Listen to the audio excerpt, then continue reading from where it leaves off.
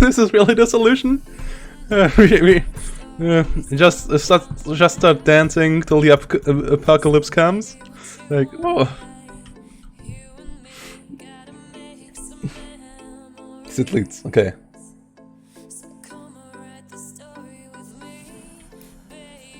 Yeah, like the numbers, like they tested in Austria. They tested the skiing area where it had the biggest breakout in Europe for antibodies, and they were like, "Oh my god, the whole region nearly got infected and carries antibodies. Like, so much more people than were positively tested carried the antibodies because they had it and didn't knew and never got tested."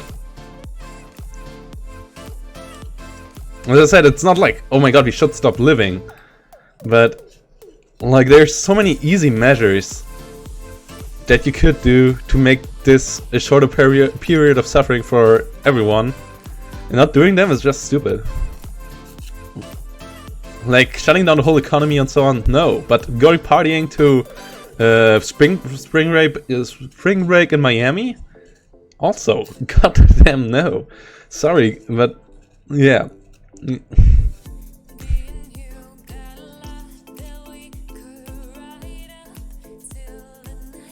And starting to meet when it's pretty safe in your region, okay.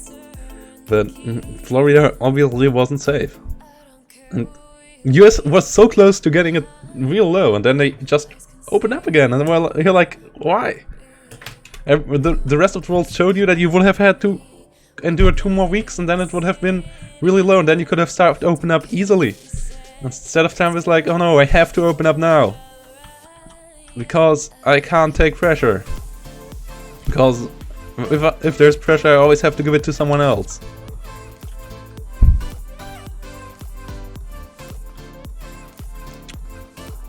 And all the Republican senators are like, oh my god, I can't say anything about Trump, because otherwise I will get fucked by my party. Like you have some same cases like this in Germany as well. Like it's some CDU politicians or even, like politicians from every, like it's, this is unilaterally. There's like in every party there's some idiots who didn't understand how this works and how much longer you make the whole thing if you stop 1 or 2 weeks, 1 or 2 days too early.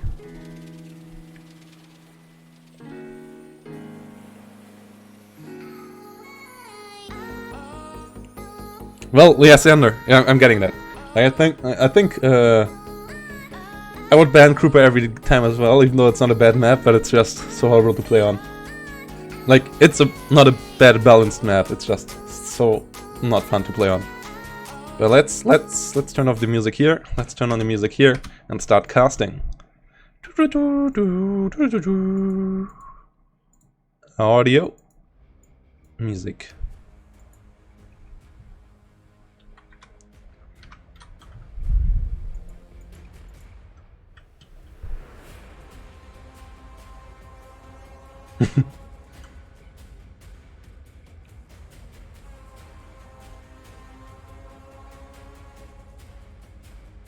Yeah, no. US for sure is not a third world country. They just use their resources rather poorly lately. Which is more of an issue. Like they have the resources. Saying they're a third world country is giving them too much credit. like a third world country cannot really do something about COVID. US could. The government could. But it just decided to not to.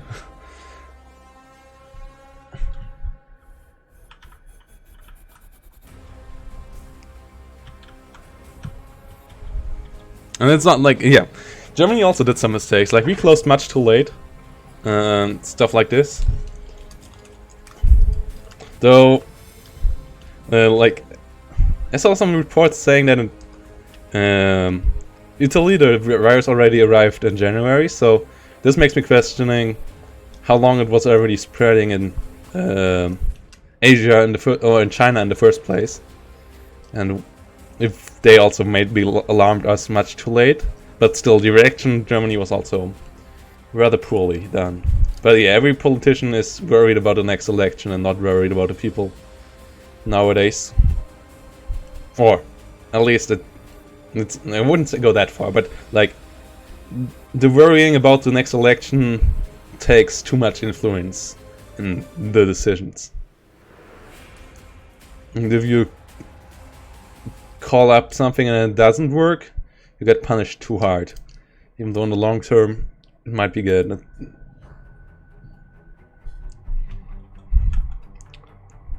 Which is really the crux of democracy. Like how to allow elections to be regular and the demographic and of the moment being in charge with their elected presidency, whilst keeping politicians working for long time achievements. Another reason why I'm studying politics.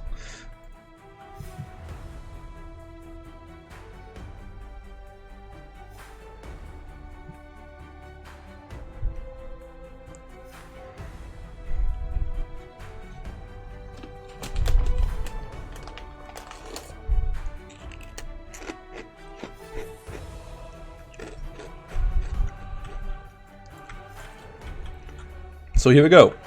Karma with Vanguard. Wait, didn't he say Maverick? It's Vanguard, okay. With 84th. Against Flatline, Udin with 25th. IS-2 already on the field. The Russians really seem to like their IS-2 starts. What can Udin do about it? What do you do? Okay, goes for the push onto this flag. Don't see that working out too well. An M42 already up here. Yeah, nah. Not the biggest fan of this. Some MG42s coming in over here. Some Panzer Grenadiers. PTRS. Is it working? Is it dying? It's dying. Okay. PTRS is going down, but IS-2 is around the corner, gets the kill. Okay. M42. Not opening fire yet. Something there over here? No. Okay, IGs is giving fire support. Pak 38 coming up as well. Eugen up to 13 and 11. It's so good to have him back, guys. I'm so happy to have Eugen back in competitive Steel Division. He was one of my favorites in Normandy, and I really missed him. I enjoyed playing the 2v2 tournament with him. Such a lovely fella. And I'm really happy to have him here, playing against Karma, who's also a good addition to the league. A couple of other good old names I would like to see back. Naming player Q2521 and Vlohati. 4-bit. I don't think Vlohati will come back anytime soon. Player is still playing, so getting him back would be nice. And Ku, I also saw playing quite regularly lately, but most of the time team games. So maybe, but most likely not either. Both sides don't having a commander out yet. Surprising. MG42s fighting against OBs. Who's winning? So far I think it's the MG42s. Getting kill on one, even though they also get fired upon by an SG.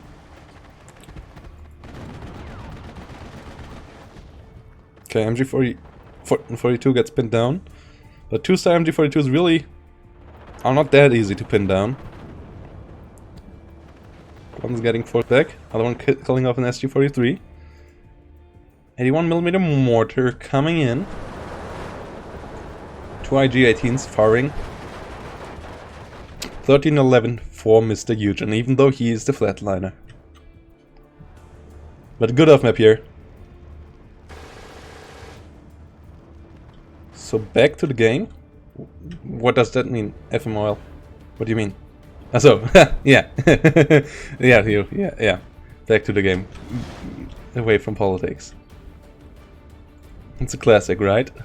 I mean, or other things like learning languages. We had a lot of good topics today. Enjoying it. Another good topic to talk about, standing right next to me, something I'm also starting again. Yeah. But really still...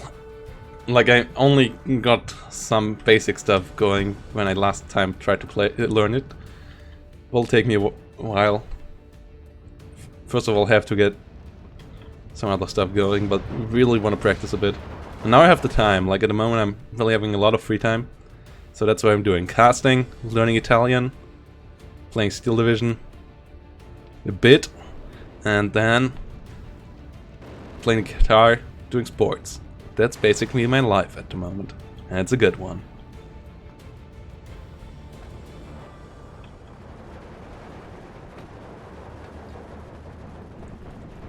Also doing a bit of visiting friends and stuff like that. Going to Italy next month, like, yeah, it's a good life. Artillery coming in onto Guardia, DP. Panzer Grenadiers getting pinned down. Flak falling. 12 for Elf. The IS-2 now putting pressure on. Really good off-map there. The parry rocks are in there. Where's the off-map? There. 203mm is really hurting. Can Eugen grant a breakthrough here? Can he contain this push? I think so, but let's see. Let's see what Kama's next move is. Where's the next off-map coming in? Is it coming in over here? Is he not using it so far? Is he waiting for something else? What's the plan? MG42 and IG-18 helping out. Pak-38 has to unload. Has to get out of there. Has to get out of there quickly. Yeah, moving it off the road so it doesn't get killed off by an IS-2. He needs to side shot IS-2s if you want to kill it. He gets Pak-43. That's a good reason to pick 25th Panzer Command here. Pretty sure it was a counter pick into 84th. Pretty sure Eugen was the one counter picking in this one. And here we go. 2-2F coming in. Let's see what it does. Not much so far. ME-109 coming in. Not 100% sure what this scout plane was all about.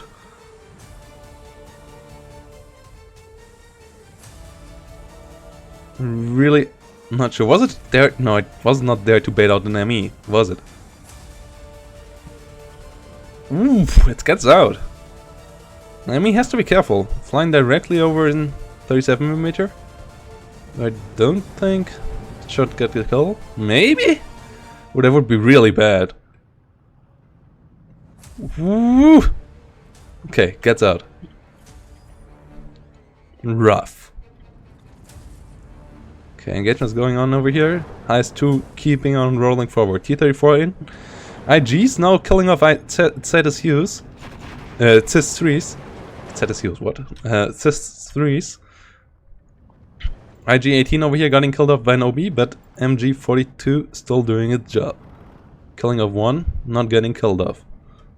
Good job there. Nice. 81mm directly on target. Oh no, no, it was firing on this one. Okay. Was just getting a lucky shot in there with the first one. Thought it was directly on target.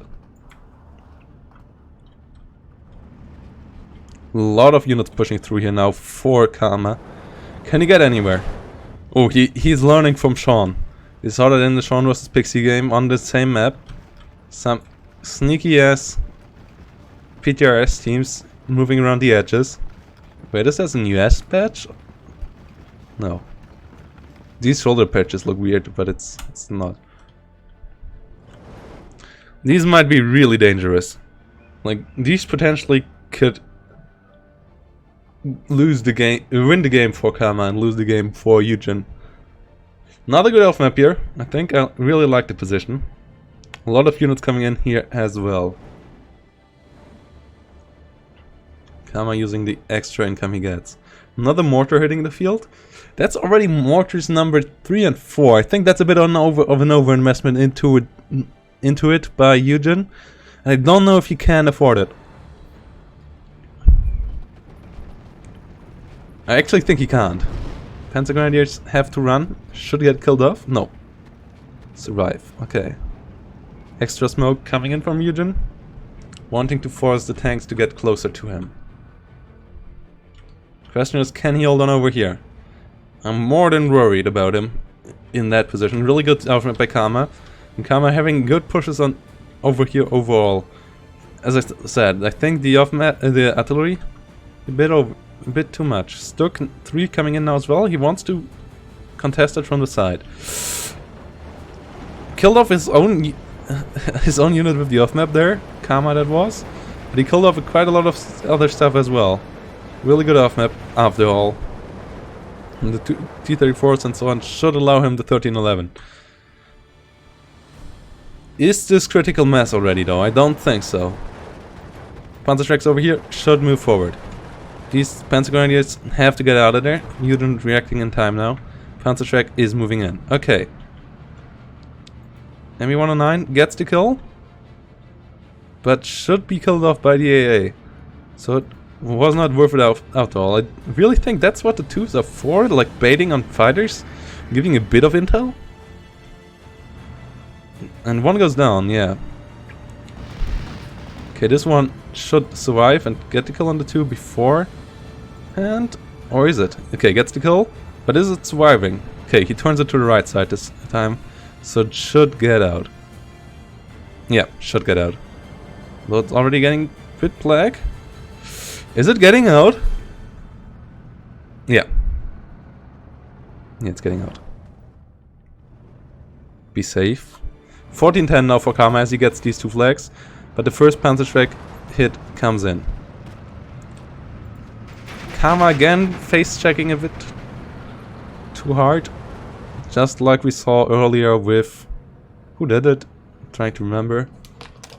Was it Kama as well? No. No, Robert played... Pixie. Pixie did a face check as well, a bit too hard with his armored units.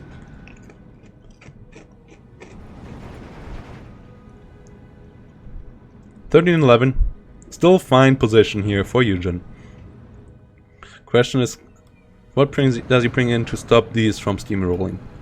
Got the Panzer Grenadier Führer out, which is really important. Keeping your leaders alive. You can lose his Trooper and Panzer Grenadiers in really good, high numbers, but you cannot afford to lose the extra veterancy. Pak 43 coming in. Oh! Ow! A good kill here by Kama. Getting the Pak 43. That was a really costly death for Eugen there. He cannot afford to lose his Pak 43s like this. Oh, that really hurts. Stuk 3's coming in. Can he push him back? I'm not sure. Well, that's Stuk fighting back. Stuk 3's coming up. 3-star Stuk 3's. The T2 coming in. Panzer Grenadiers over here getting killed. But there's still more Panzer Grenadiers up here. Stuk doesn't see what's shooting at it, so... that is dead. Another IS-2 around here. Ah, Eugen starts to lose too many units in transport. Really good play by Kama there. ME-109 goes down as well.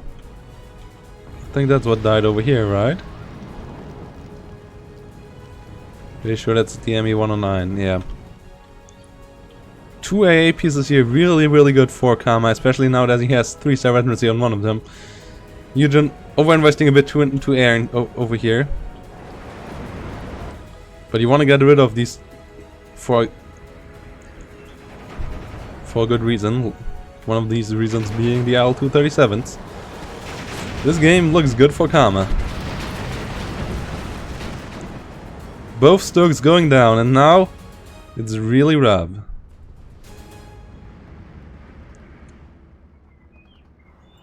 Pilot being panicked. This one is also in danger.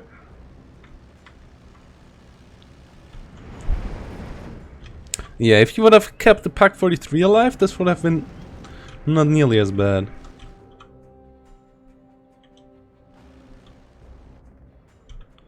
Also on the other side, PTR is both in position. I think this game is really going well now for Kama. Like the start for Eugen. Now I dislike the position he's in completely. Kama getting fully in control here. 2 IS-2s and then a lot of good infantry support.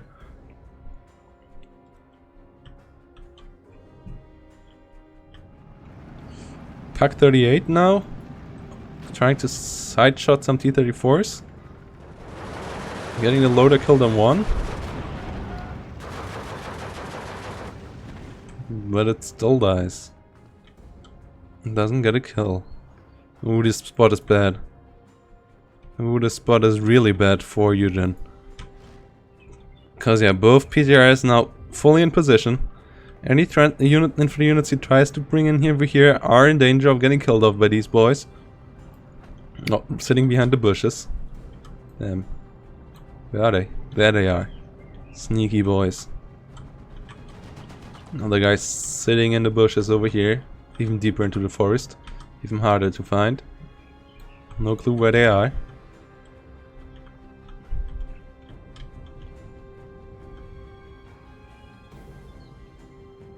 Okay, Pack 38 getting in the kill over here. L2 still getting out of here, and you don't want to get sent your ME-109 on there. The EAA firepower here is really good for Karma.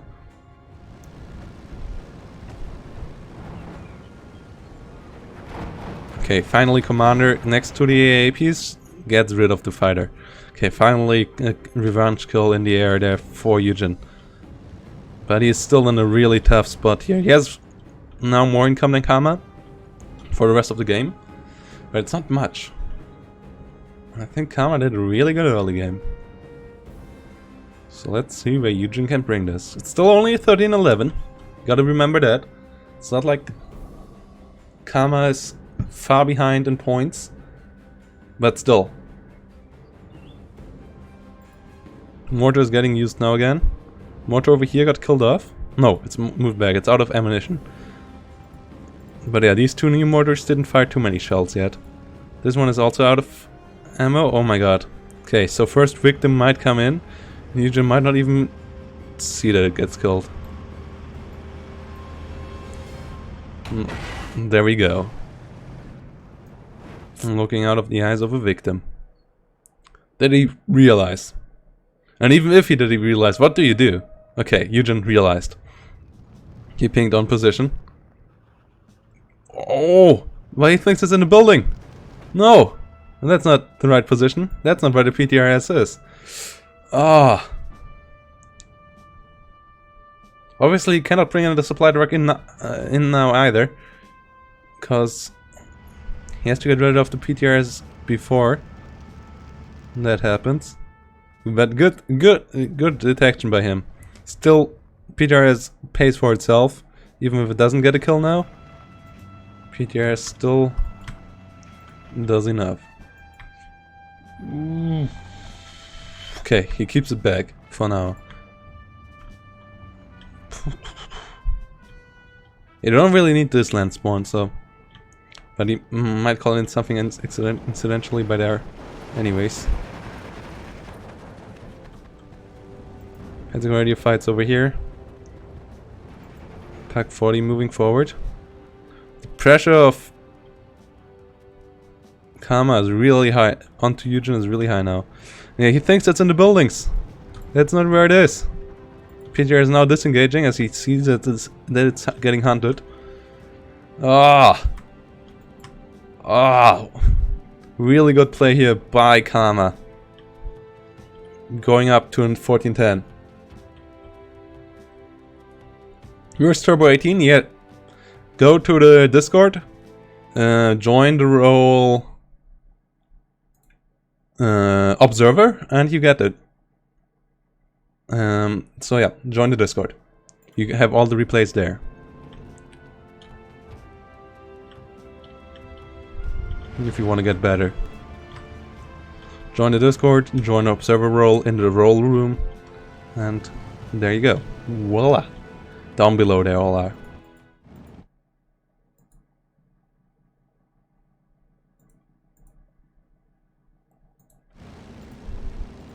SK-18 coming in, Pack 43, 41 coming in, MG-42 going down, down and out. ME-109's flying across the sky. Pack 40, does it get the kill? I hope so. Doesn't get the one with the first shot. Usually still up to a 13-11, so it's not too bad. Pack 43 on a good way to the front line. Without dying. Pack 38 should move backwards though. PTRS coming back in. Damn, this PTRS is annoying. Really good play there by Kama, really. He's showing that he fits into Division 1. Eugen under a lot of pressure. 13-11. Pack 38 goes down. Well, that was a bit optimistic. But he has another 2-star AA piece. This 2 should go down, no? Oh my god.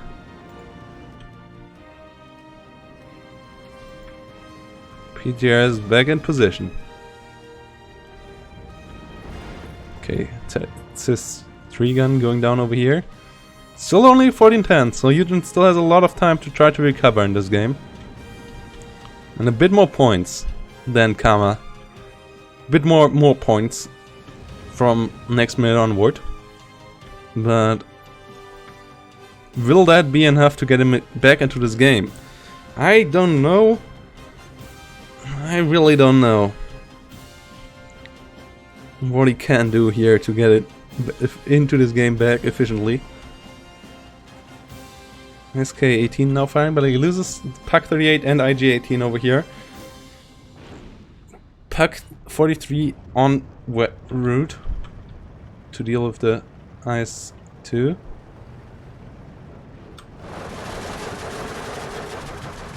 A lot of units dying here in transport as well. So that is something here, together with a couple of other units over here on the field. So that is something for Eugen. But how deep can he go? No, he doesn't have Krups. He only has the normal Pack 43. It's not 122nd. It's 25th Panzer Grenadier. He doesn't have Krups. 17th and 122nd at once. Oh no, and here we go again. Okay, he's reacting. As that trooper now going for the hunt. But he loses another one. Whew. Okay, he's following it up at least now, but God, this PTR has paid for itself. He has another. That's what he brought in here. That's an 88, and that's what he lost earlier over here. That's why we were like, oh my God, this Pack 43 that got killed off by the M42 over here, the sneaky guy, because that was really important to get the initiative back over here, but he didn't. Now there's 2 IS-2s, so even one single Pack 41 will struggle. 43/41 will struggle against it, especially as it is Pack IS-2 44s. Stoke should move in there as well, yeah. Just to get a bait, but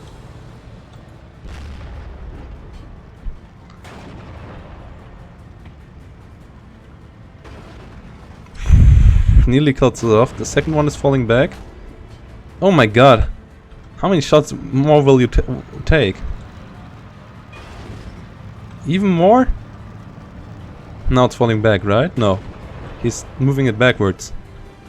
What the hell? Gets the smoke off onto it? Oh no, it was Eugen smoking it off, right? And died without getting the kill. This game is getting worse and worse for Eugen.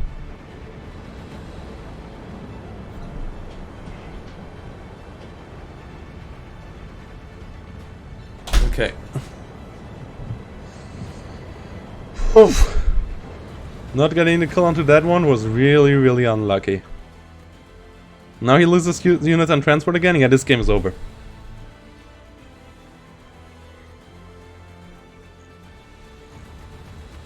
Well, it has... yeah. But the Model 44 is really annoying.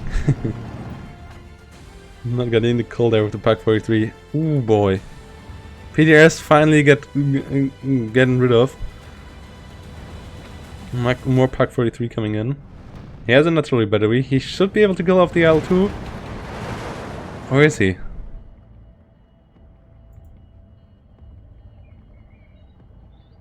Okay, he is. Okay, that's important. But he loses one fighter for it. Really good target fire there by Karma. He might even lose a second one. He loses 2 fighters for an IL-2. This one is going down as well. No way this is getting out. There it goes. Down in flames. Ooh. Ooh. Another IL-2, 37 coming in. Again, 2 kill of the Stuk. This game is so done over for Eugen now. Such a good play here by Karma.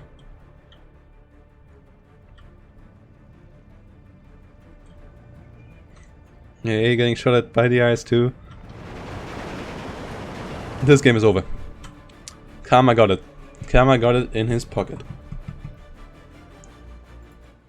No way he'll say that Eugen is getting this one back.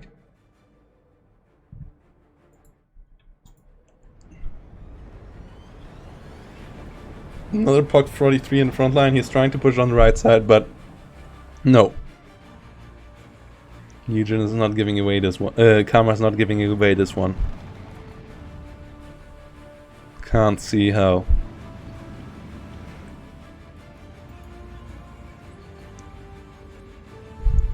Eugen has to be careful not to run into this. Oh no, he's actually running exactly into this cone. Ah, not good.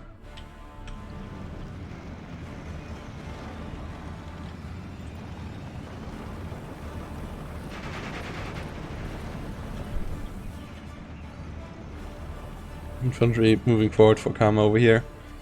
He captures a flag over here.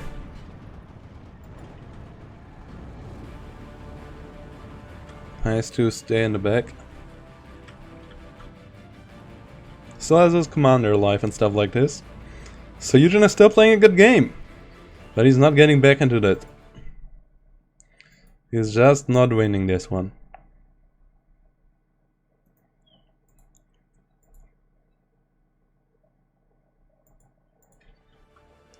Yeah, this is game number 1. Anon. Second PGRS getting into position. Oh boy.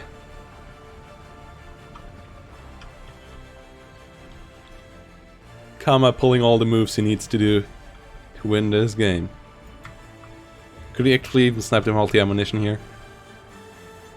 It would be the...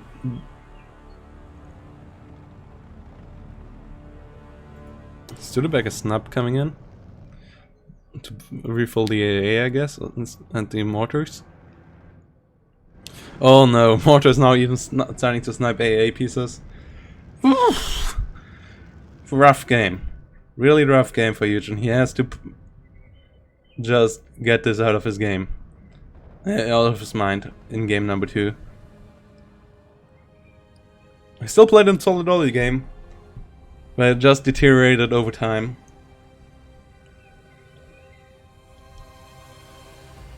Like losing a couple planes to AA and stuff like that really made it rough for him. By the way, on which graphics are we playing? Are we playing on Insane? Yeah, okay, good.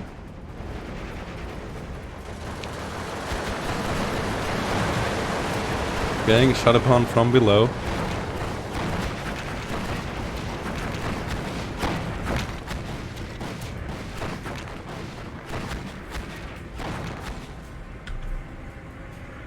Okay.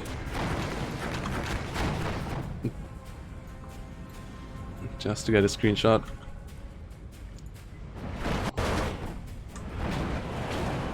Flame going down, a plane going down in flames.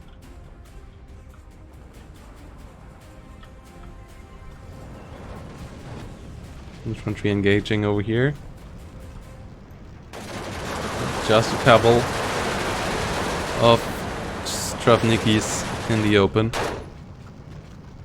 In their blue uniforms.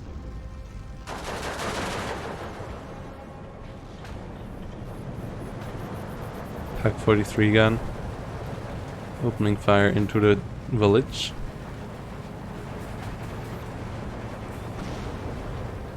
But this game is over. Eugen could surrender now. Couldn't really blame him for it.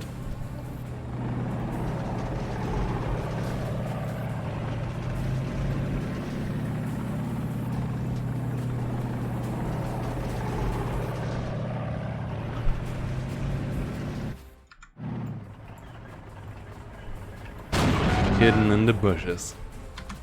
This game is beautiful. Gotta show it from time to time. Nope, I didn't put a filter yet. Gonzo. Didn't install the program yet. Just returned to home yesterday. We'll work on it either tonight or tomorrow.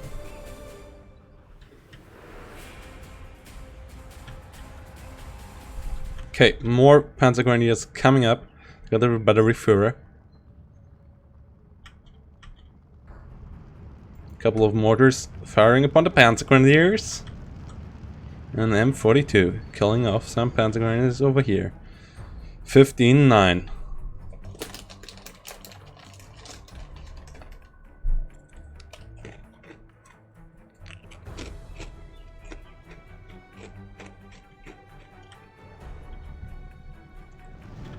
Like, if this would be the 12-12 line, Eugen would be fine. But it isn't, and he cannot really push back. Pak 43 getting into position, but it cannot really get a kill. Trying to kill off attack into IS-2s with your Pak 43s? Such a tough thing to do.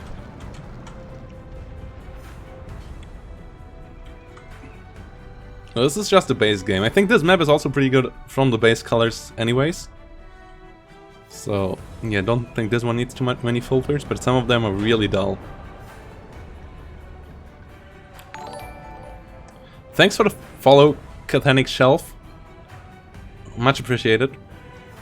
We are getting out of the 400 range and it's slowly but surely closing on to the 500 now.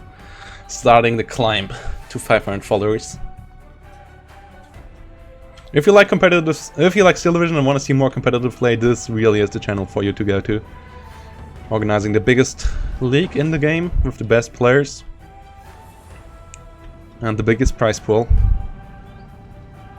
78 players. $600 nearly by now. A lot of good games. Over 2.5 months. Each season. Mortar fire coming in onto the Pak 43. Karma just got this. Like, I like Eugen's standard play, but it's just not good enough right now here. Oh boy. Yeah, 3 more trucks getting killed off. Finally getting hunted down by Panzer Grenadiers. Wait, but why are the Panzer Grenadiers on half strength? What? What did that? How did that happen? Oof.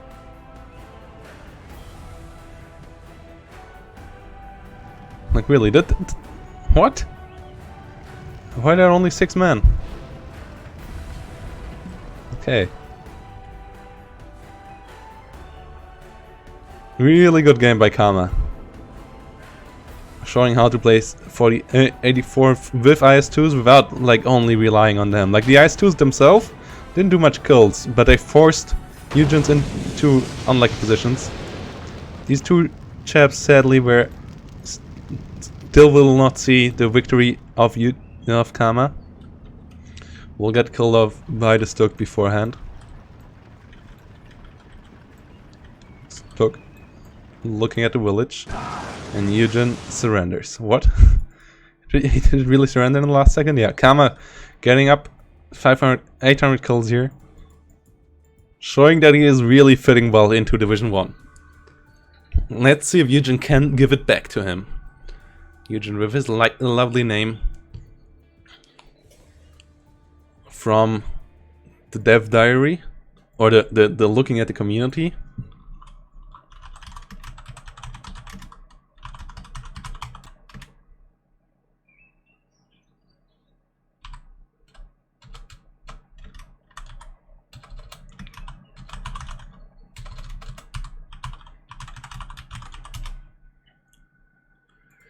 Like, yeah, one of them was this one.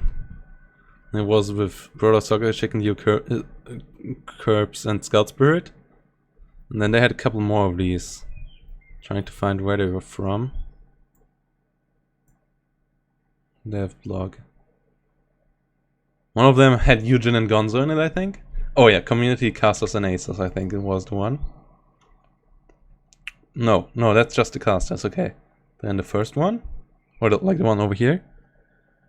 Devlog. Tagatsiel, Mr. Cripps, and Chief Berdo. That was the modders. Or was there... Wait, was it further down below? Ah, okay, yeah, here. Corbo and Eugen. With their icons. In the Steel Division League. Of the league. For anyone interested. 26-year-olds and British. I'm employed as a primary school teacher. Okay. PTRS squad kills. S2s did a bit of work.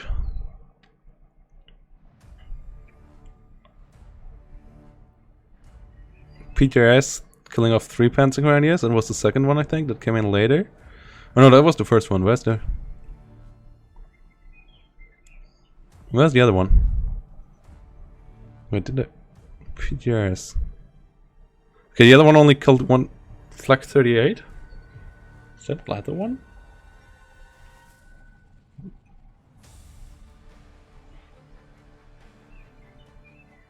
It seems so. What killed the other units? What? Can't find it. Okay.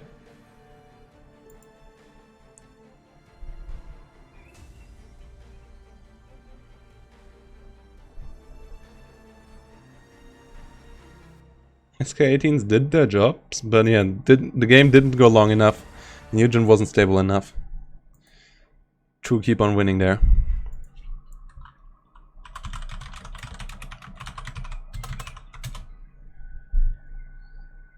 But yeah, time for a short ad break, guys. And before that, a bit of advertisement for everyone who just tuned in for this series. And to the new followers, you can support the game tournament without paying yourself. All you gotta do is !Matcherino, which will type in now for you guys in the chat. So you don't even have to do it yourself. !Matcherino.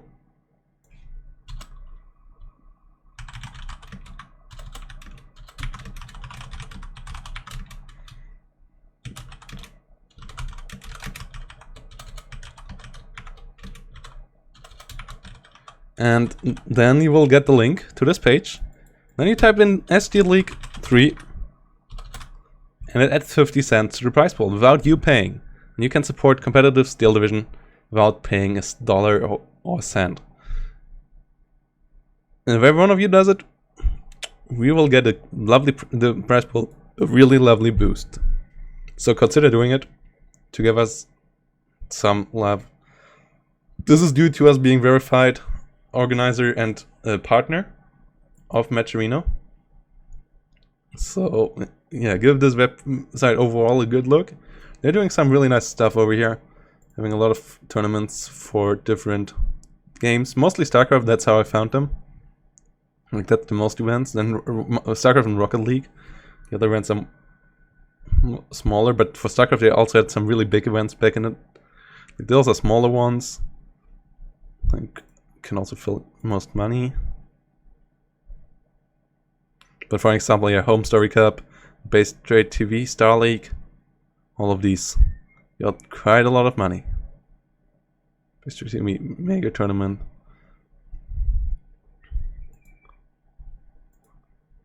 Yeah, it's a lovely website helping out organizing smaller and medium-sized tournaments, and yeah. So give it a look, and give this page a look especially, and 15 more cents. With doing these stuff on the side, you can even make it $1, so. Thanks for the follow, Behemoth Games. Nice to have you here. That's follow number 401? No. That's not right. 402. Okay, so we're getting back up there. We're getting up there. 500, we are coming for you. Anyways, guys, going for a short ad break, coming back with game number 2 in a second. Nice. It's a good Discord. Helping you to learn the game and giving you a nice community. So, hope you enjoyed. Hope to see you in a couple of games in the future. Hope you stick with us.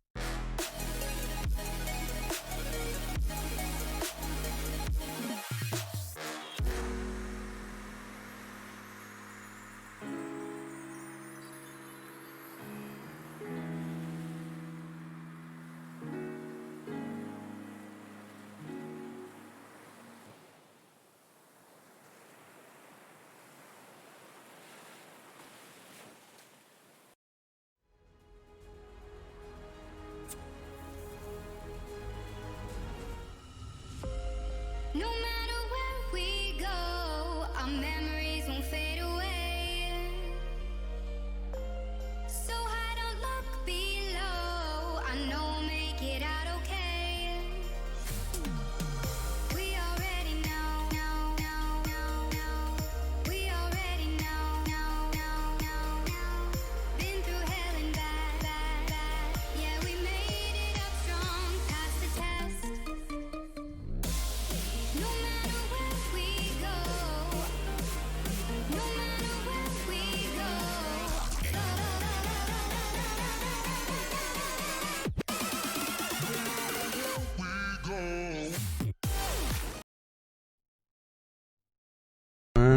And yeah, we're back, waiting for game number 2 of the series to start. They're in the planning. So, anything in chat you want to talk about? Whilst we're waiting for these two bad boys to start the game. With Karma and Eugen.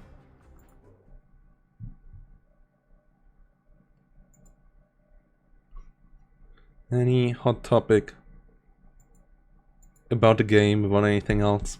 Like, how big do you guys think will the new two army generals be? I feel like I don't want to see any. I want to see some smaller ones again. And with them bringing out two, it would not feel like cheap if they would only be like medium size, or one small one medium size, because I don't want to see another one big as Karelia. That just takes too long to play. I'd rather have one like Babrusk and then one like Berezina, so that you can finish a multiplayer game with a friend in like a reasonable amount of time, something like that.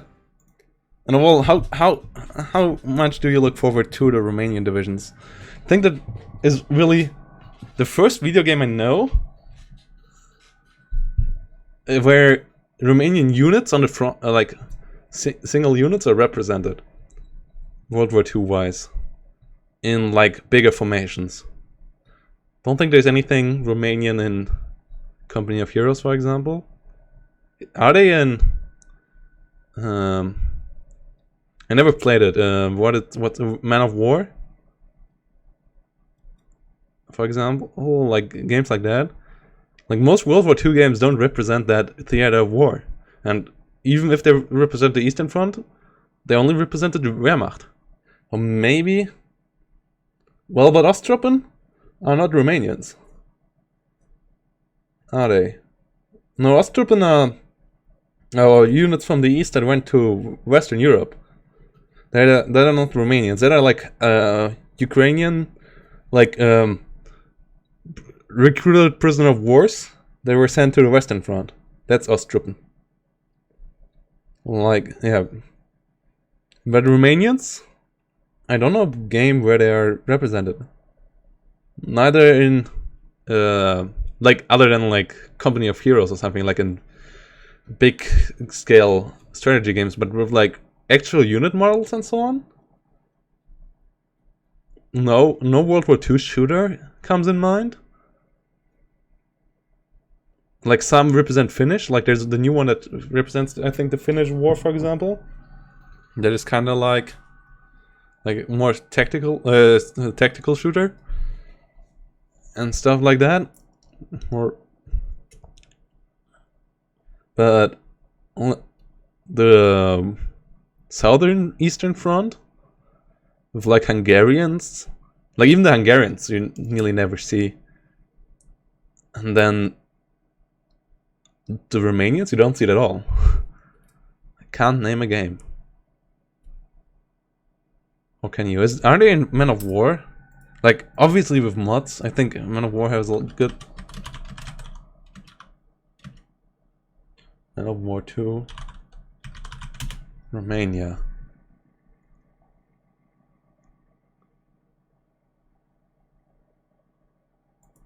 Fandom. Red Tide along with Italy. Okay, they have a couple of units in Red Tide, but it's only armored units. Okay. But it's also not Men of War 2. Like, okay. Stuff like that. Like, this is so cool from Eugen. Like, stuff like this really makes me overlook the small issues with the game. Because I think, sure, could be better, but it's still the best in this kind of game genre we have. I find it's a hard game to make. Like, a better developer could do it better, but it's still a tough job they do.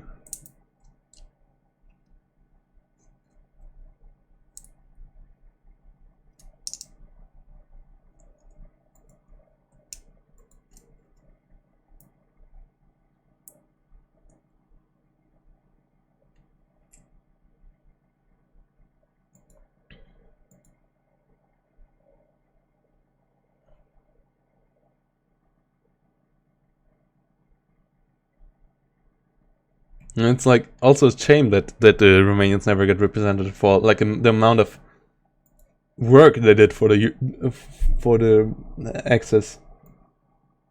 I only get blamed for not holding on against a huge Soviet push near Stalingrad, and you're like, ah. But other than that, which they couldn't really hold, like even the Germans wouldn't even been able to hold.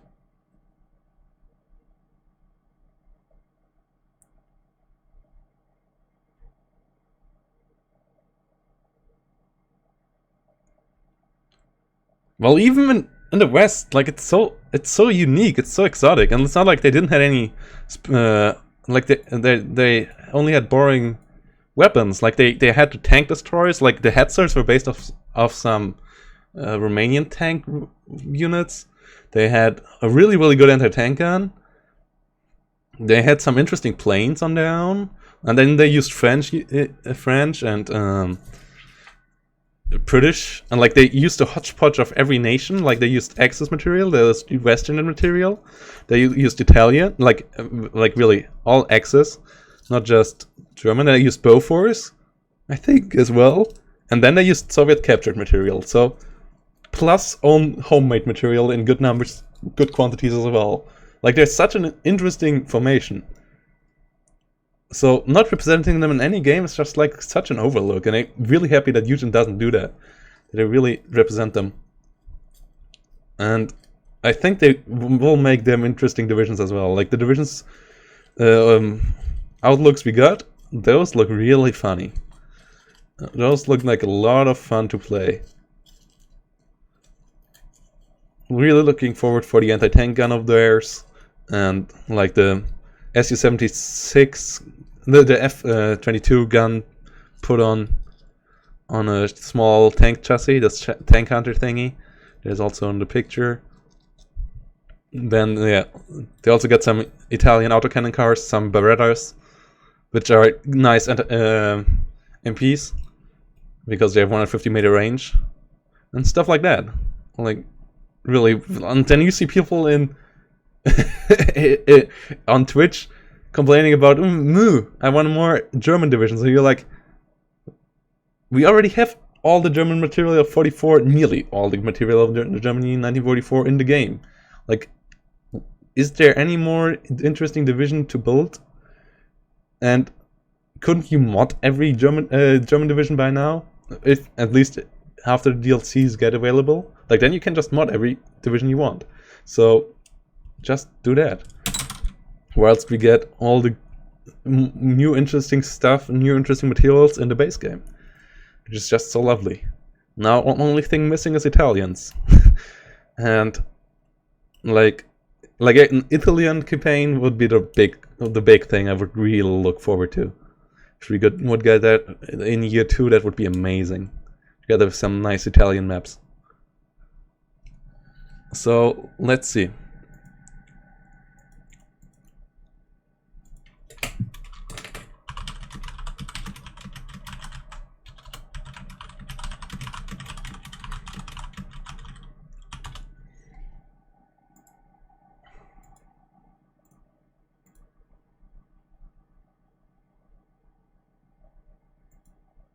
And also the Russian divisions sound interestingly unique for that we already saw so many Russian units.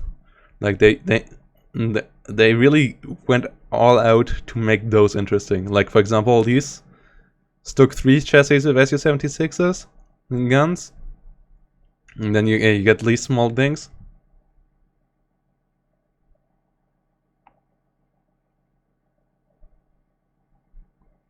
Okay, it's allies versus allies between Eugen and Kama. Eugen playing 3rd Canadian. No income chosen yet. The maps is Siedlitze.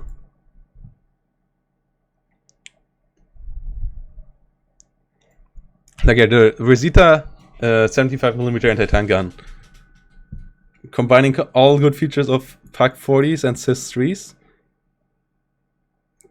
Indirect fire, accurate, and good penetration. Like, what?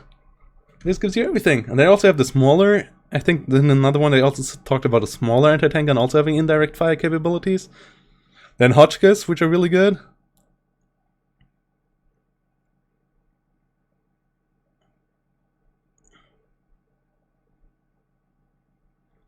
BF-10s? I don't think we have too many of these. Do we have any of these in Steel Division 2? No, we don't, right? Italian SM-79 bombers as Romanian copies. Those are the 3 rotor ones, like, I think.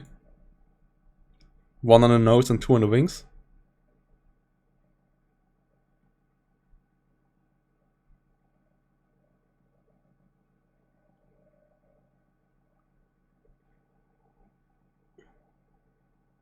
Yeah, 222s, 250s, and then yeah, the Takam T60s. Those are these bastards. The Soviet version of a Marder, basically.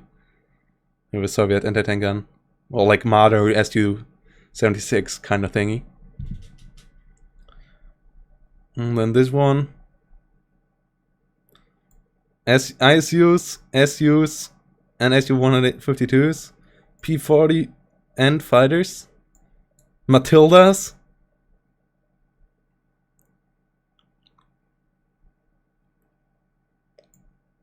Like, what?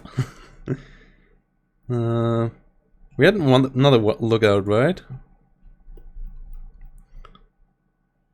This one is June 18th. We had the one last week as well. Why is that not up here? Well, let's have a look. Should be here. Bakatina. Yeah, like, yeah, this the Romanian aircraft with the lovely Romanian cross. That looked really good.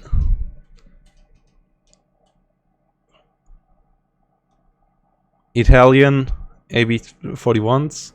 Czech tankettes. 35s. Don't think we have seen these guys, for example, yet. I think those might be these. And those are the 35s. 38 is a mistake. Beretta and MP40s. And their own MPs. Or guns at least. Don't know.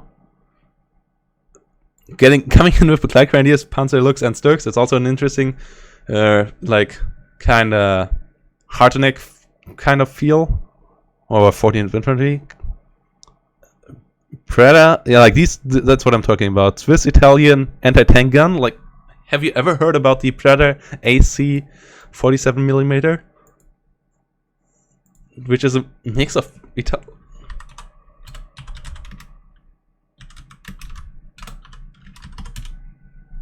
Does it even have a cannon there? Like, what the hell? Build in.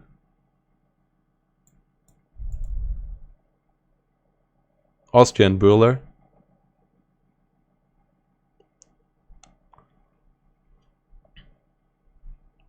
The thing already looks so hilariously.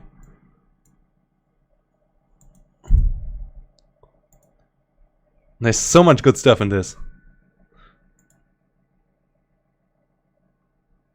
And then Bakatina gets a lot of interesting Agenas. Rocket off map. MiG-3s and Spitfires. So also really interesting units. Like only limited T-34s, so that's big limitation, but like that's also unique. Like we don't have too many Soviet divisions with little tank. Like the only one we have is 126. And rocket off map and stuff like this. Really, really cool. Really, really, really, really cool.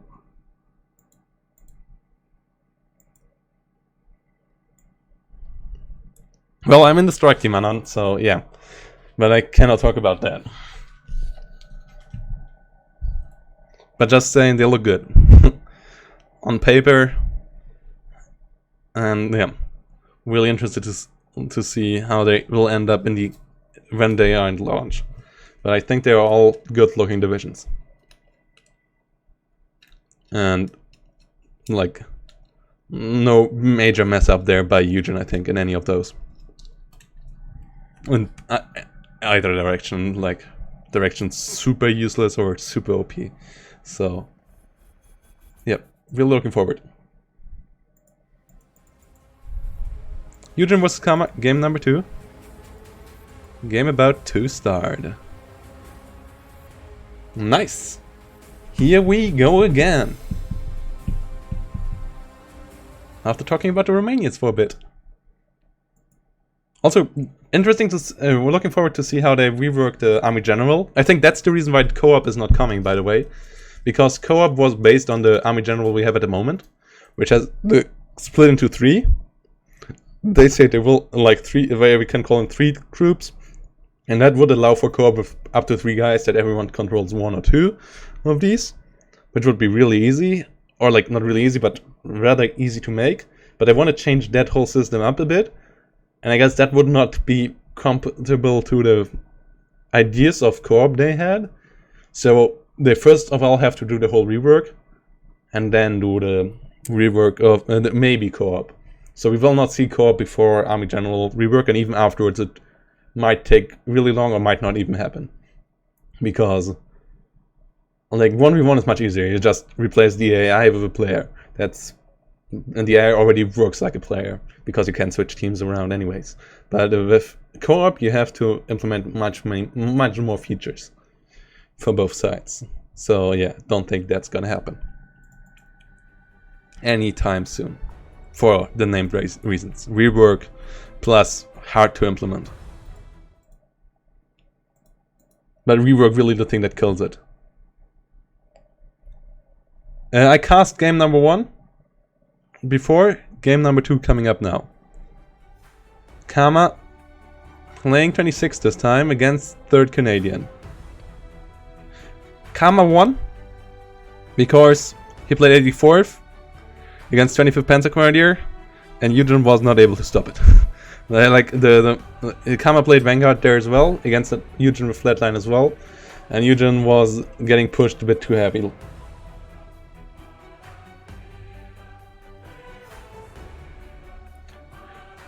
Well, it was a couple of unlucky mistakes there by Eugen at some points, but overall, yeah, it was rather convincing in the end. High kilos, welcome back.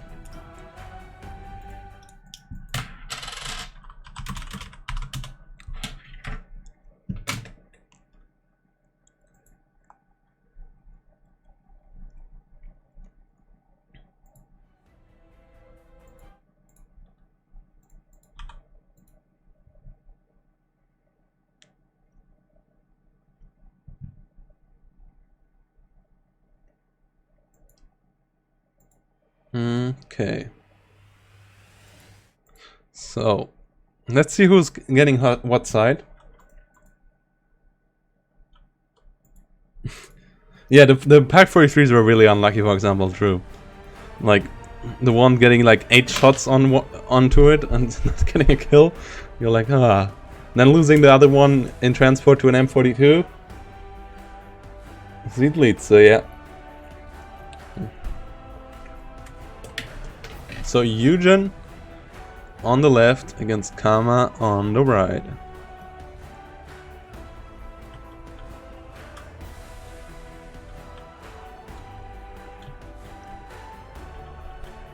All the small little lakes. Or fishing ponds, or whatever they are representing. Kinda looks more like fishing ponds. So Eugen with the best division in the game against Kama with a division that is okay. I would guess would be Gonzo's point of view on this. So no way you can stop this, right? 3rd Canadian, rifle spam, incoming. Well, Gonzo showed us earlier today that he can win with it. Let's go through the bushes, onto the road. What do we get here?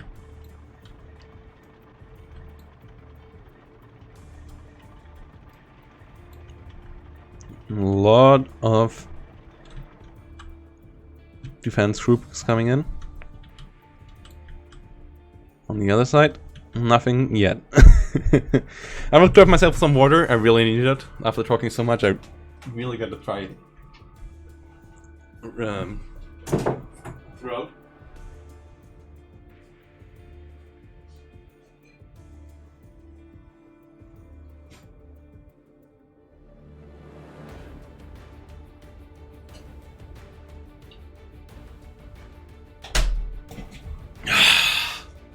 Oh, that's good.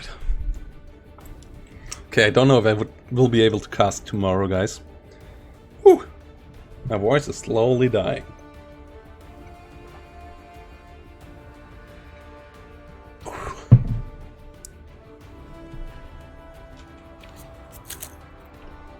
So here we are waiting for them to start their game. What's my Steam is somehow downloading something? Why would you do that? Okay, but internet connection is still okay. Okay. FPS are not dropping. God, my room is hot, guys. Whew. But at least I have this little guy here supporting me. My little small air conditioner. My room air conditioner. Keeping my face from absolutely melting. My upper body. Now I put something onto my... okay. It's fine now. Kamanow starting his deployment as well. OB-25s. 82mm mortars. Ognamachiki. Ognamachiki.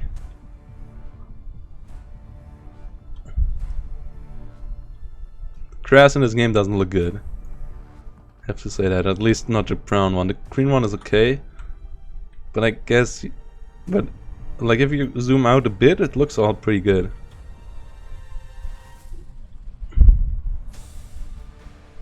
And like the forest area and so on.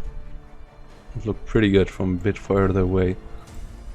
And tank models are pretty. For RTS. Especially of this size. Like, yeah, the green grass is better.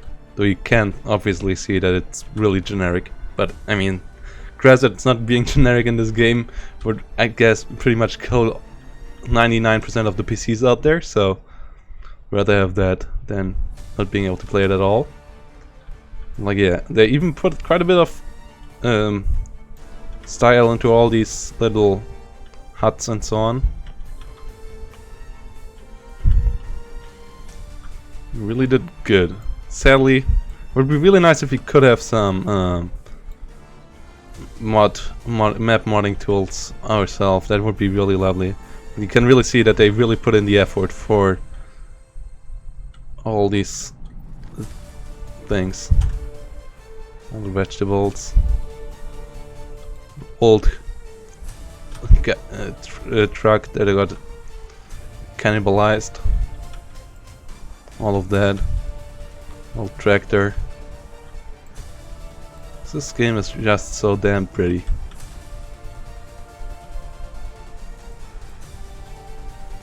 Now that I can play it on good graphics, I enjoy looking at it.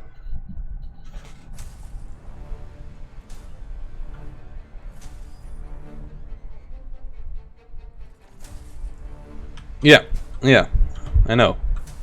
And like for an RTS, they still did a lot of weird detail. Like, nobody needs to put this bicycle there. This game doesn't need that, but they still did it.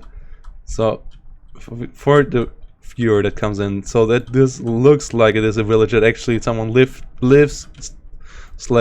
in before the war came here, and everyone evacuated.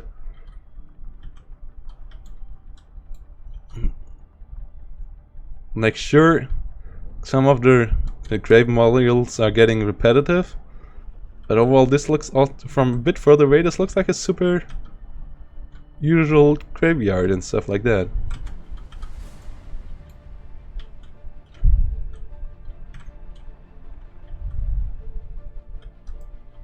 And this could be easily a aerial reconnaissance photography.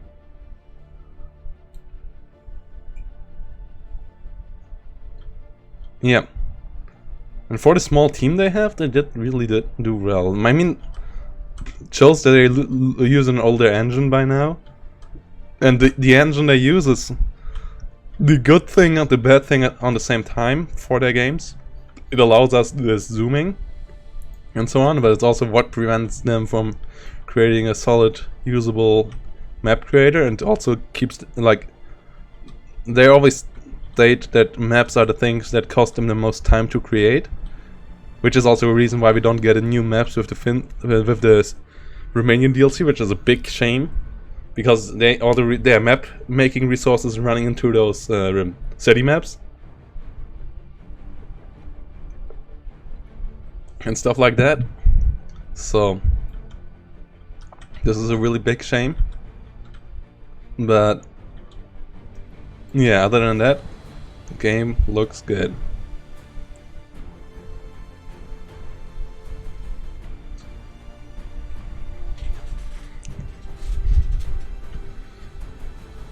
When I really then like map modding would be the thing I think would allow this game together with like the, DLC and map modding, those two things, and this game could live on for forever, even if Eugen doesn't keep on developing it.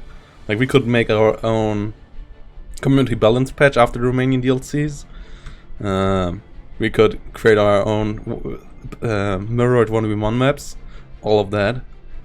For tournaments, and they could use then even take over those and use them for ranked seasons and stuff like this, like StarCraft 2 does it. I mean, StarCraft 2, Blizzard doesn't put $1 into map creating there anymore.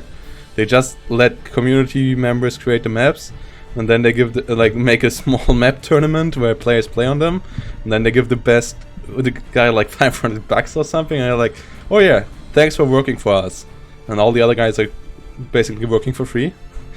And things like that. And Blizzard is like, oh yeah, that saved us like 10 employees who would earn $3,500 a month. And you're like, okay, sounds fair, but good for the map makers that they that they get the map maker tournament.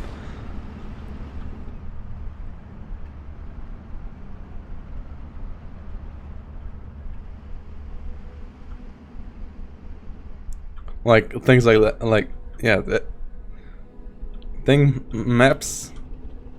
Like I watched some map maker tutorials for StarCraft and so on. Like even there, the maps are not too easy to make, and those are much smaller and much less vegetation and stuff like you have in Steel Vision 2. So I can't see why this game is hard to create maps in. And if you then also have a shitty tool that is not fully optimized, like, oh my god, that must be hell creating these maps. But yeah, let's talk about the game. Karma up to 1311 with a good push in the north. Let's return to the game. IS-1 coming in the south.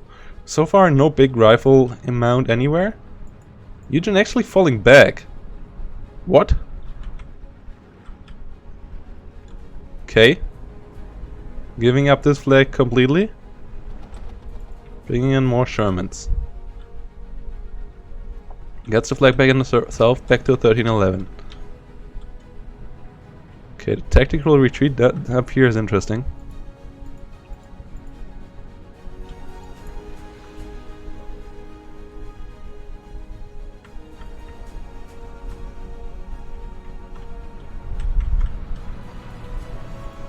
KV-1E coming in.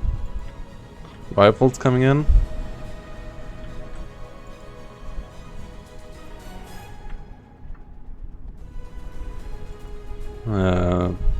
Six-pounder engaging.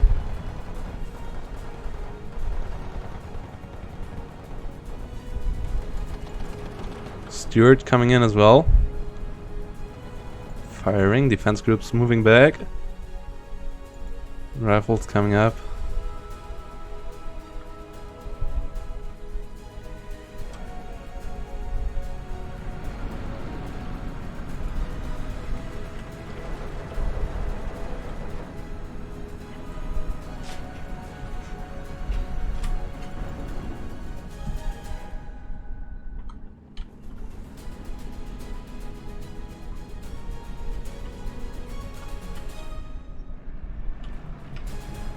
Okay. Rifles firing over here. KV-1E engaging. Well, 35,000 euros is like a... That's like 30... 3,700 3,500 euros is like $3,700 or so by now. It's like, it's nearly close to 1 by 1 again now.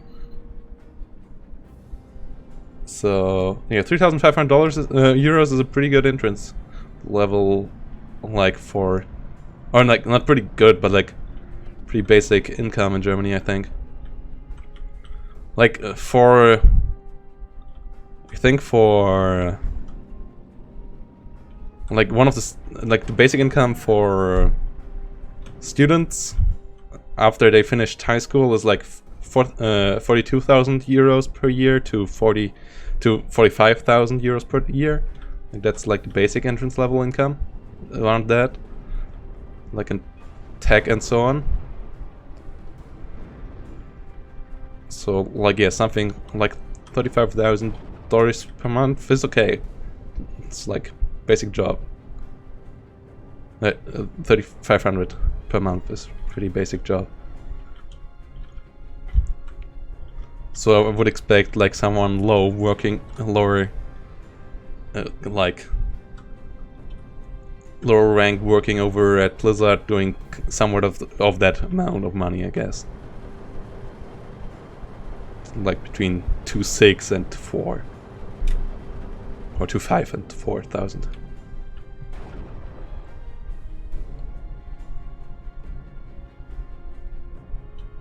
Oh yeah, sorry, Seander. So yeah, Karma keeping on pushing in the north. Guardia's in the south. Yeah, exactly. Like 3,000 to 4,000 per month is what you get usually in your when you start a job after you finish university.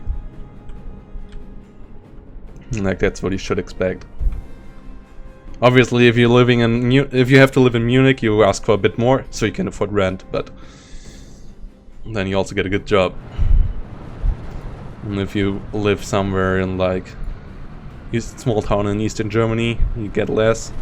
But also, you have to pay less most of the time for stuff like rent, and overall cost of living is a bit lower. Karma pushing in. Guardia coming in. He has one in the south as well. Defense groups getting bombarded.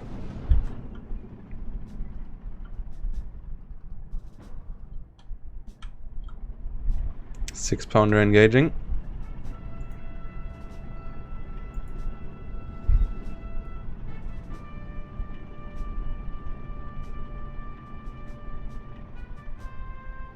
Further, was one of the best players in Normandy. He didn't play for half a year. That's why he's only level 16. Or like more than half a year. He played a lot of beta, but that level obviously didn't count, and then he stopped playing for quite a while. Now he came back. And now, yeah.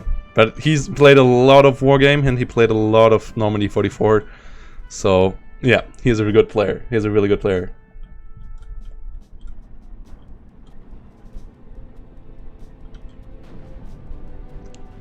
Yeah, obviously in every capital and like major town you make more. That's how it works. That's where the big companies are, and they tend to pay a bit more. As they also can afford a bit more. Yak 1 getting downed.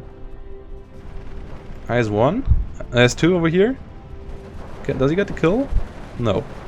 But the Yak 9 also doesn't get the kill over here. Really interesting dogfight here. Can Eugen outplay Karma? We didn't see too much great airplay out of Karma so far. I think Karma is losing this one here as well. Yeah, losing one more plane over here. Spitfire trying to get around. Another plane coming in? No. What was it attacking? Ooh. Okay, yeah, kills the IL-2 as well. So air war is won for Eugen here. Completely. Not losing a plane, killing quite a lot. Spitfire bombs down onto the OB, I think. So that was really good for Eugen. But now he had also invested quite a lot. So he has a bit less on the board, I think, because he invested a bit more. And yeah, he fell back. He knows he has the time. So yeah, Eugen always a bit of a calm player. Always having the long game in plan. I really like the airplay here. Like, this is the level of airplay Sean would have needed to show earlier against Amber T. Then he would have won that game. Let's see if it's enough for Eugen here. I think he's in a good spot. Keeping 6-pounder calm. Maybe move up the other 6-pounder to double engage the KB1 is the way to go. Opening fire onto the SIS-3. Now he can open fire. Yeah, 6-pounder now opening fire. Really good combination there. Stunning down the SIS-3.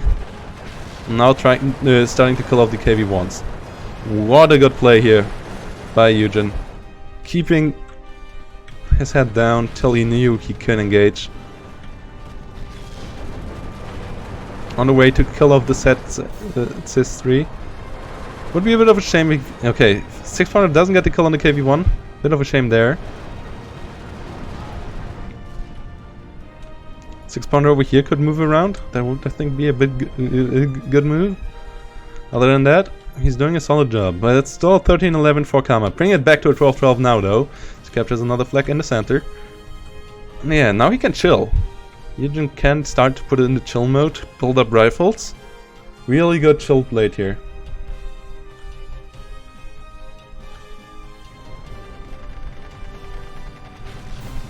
Keeping his Shermans out of range of the KB1. This is a... no, really good positioning there. You don't want to engage KB1s with your Shermans, so you always try to get them out of range. Engage them with the 6-pounders instead, when possible.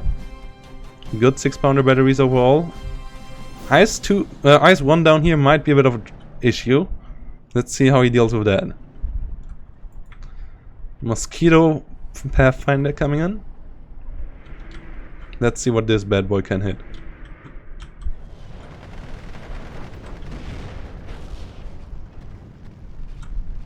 Six-pounder engaging.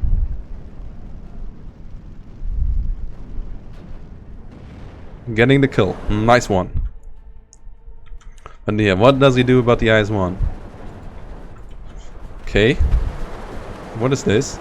Does he have an attack order or something? Why is he not firing? Great Mosquito Pathfinder run here. I think that is really a good one. Should really hit home. No, it actually doesn't. What?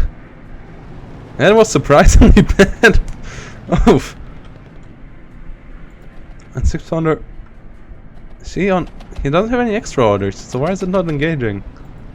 What the hell? I don't know.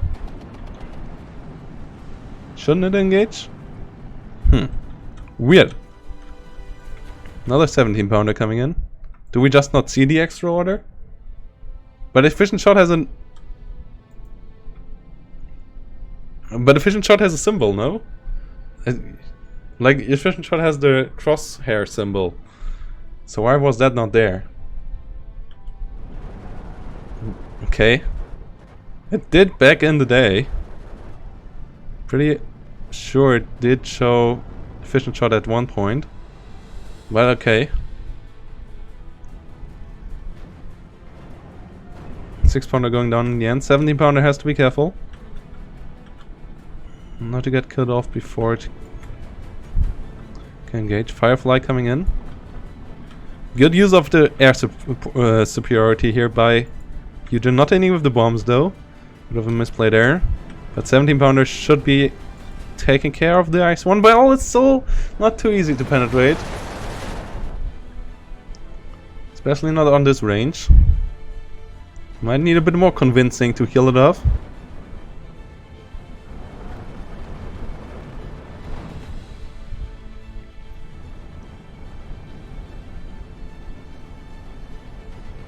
So far not doing much.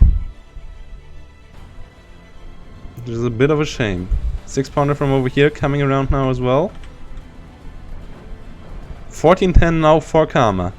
So Eugen has to be careful again. Trying to kill up the KB 85 over here. Doesn't get the kill on the IS-1 here. At least not yet.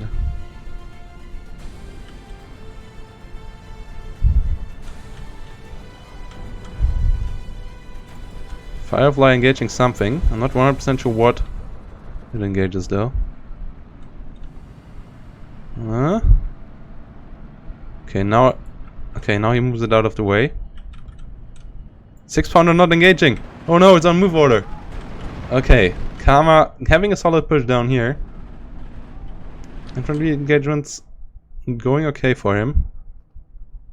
So far. Little 6-pounder not engaging the T-34 is a big misplay there by Eugen. That would have been really good. Losing the flanking anti-tank gun hurts quite a bit.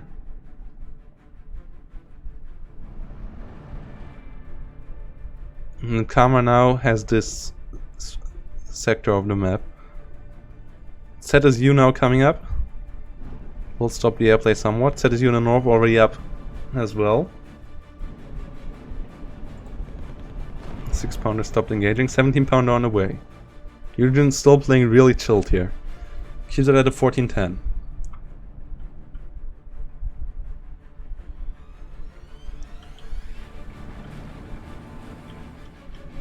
But shows return fire, no? I'm pretty sure it showed those symbols as well at some point. Pretty sure it did. Maybe it was when it was in beta. And then it had I think there was a bug, and that's why after they fixed the bug, it wasn't shown in replays anymore. I'm pretty sure it was shown in replays at some point.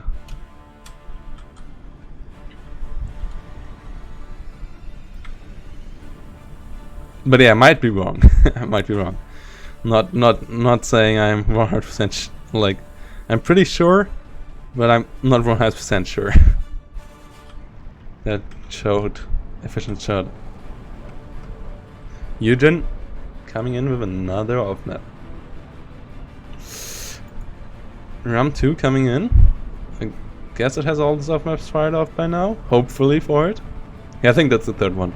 So it can move in now. Doesn't mean it has to be sacrificed like this though, as it also has radio. 6-pounder over here has to be careful. Ooh, Sherman as well. Eugen needs a bit more micro in the south. Okay. Sherman moves backwards, but so do the rifles. The rifles have to do so as well. Off map now coming in onto the Sherman. Eugen has to start doing stuff.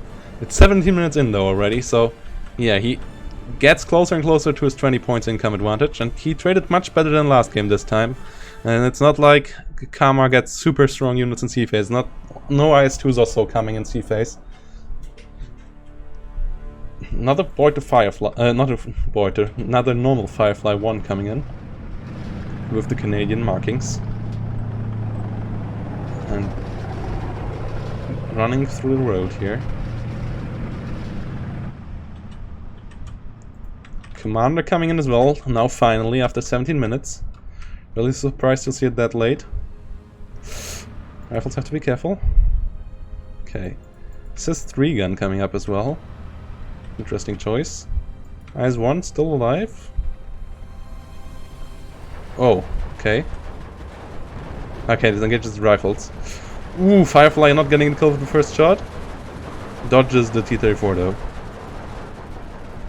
Comes in now again for the kill, thanks to superior aim time. Superior aim time winning the match here.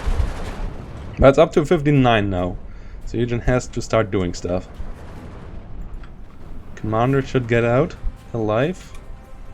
Firefly returning. This is risky. If not to say a bit suicidal. Okay, gets the bombs out over here. Spitfire's strafing onto the Sis-3. Now the rifles can engage it. And he does it. Okay, we could have engaged it earlier actually as well. Hoffman now coming in here though. And that's a bit overkill. That could have been really used in the center. Eugen taking his time. And these guys could disengage as well. Karma not perfect positioning on his ZSU. It would have been better over here. Here it's still blocked by this deep forest in his firing. Off-map will prevent this Firefly from moving forward and engaging the IS-1. But you can see that Eugen is a Steel Division 94 user in the way he uses his Fireflies. Really good usage of them. Using the superior aim time of a Sherman. Coming out again. Will he get a kill there? Onto the... Nope. But he disengages before he can get shot at again. Waits for the reload. Comes out again. Shoots. Gets the kill. Perfect micro there. And now the south is open again. Now he can easily push through here. Especially with a couple of Fireflies and Sherman coming up. Really good play there by Mr. Eugen. Loving to see that. 6-pounder over here. Could come around the corner still though. Would love to see it trying to engage like here. Onto the KV-1. Getting a snipe onto this. 17-pounder over here. Could move a bit forward as well. He's setting up a good push over here. Would like to see that snapping at some point. First of all, he has to push into the south though. That's the major objective here. Firefly coming up. Guardias DPs don't have anti-tank rifles, so they cannot do too much to the Firefly.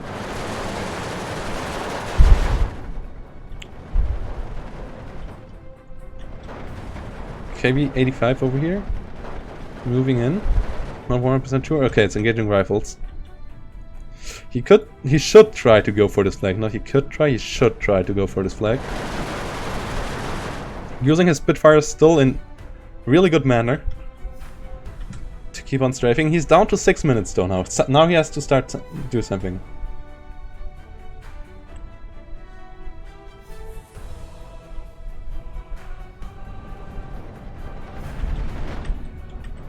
Think or watch your own replays? I would say own replays.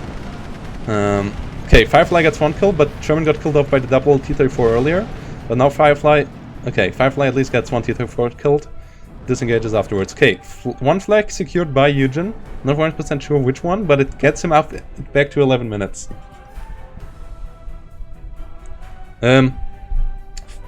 Blackbird Blitz, I would say both. But first competitive, then your own. Like first get an idea how the game should look like, and then see how your own games look like compared to it. Like I think, like that's. But overall, and keep on watching both. Like but.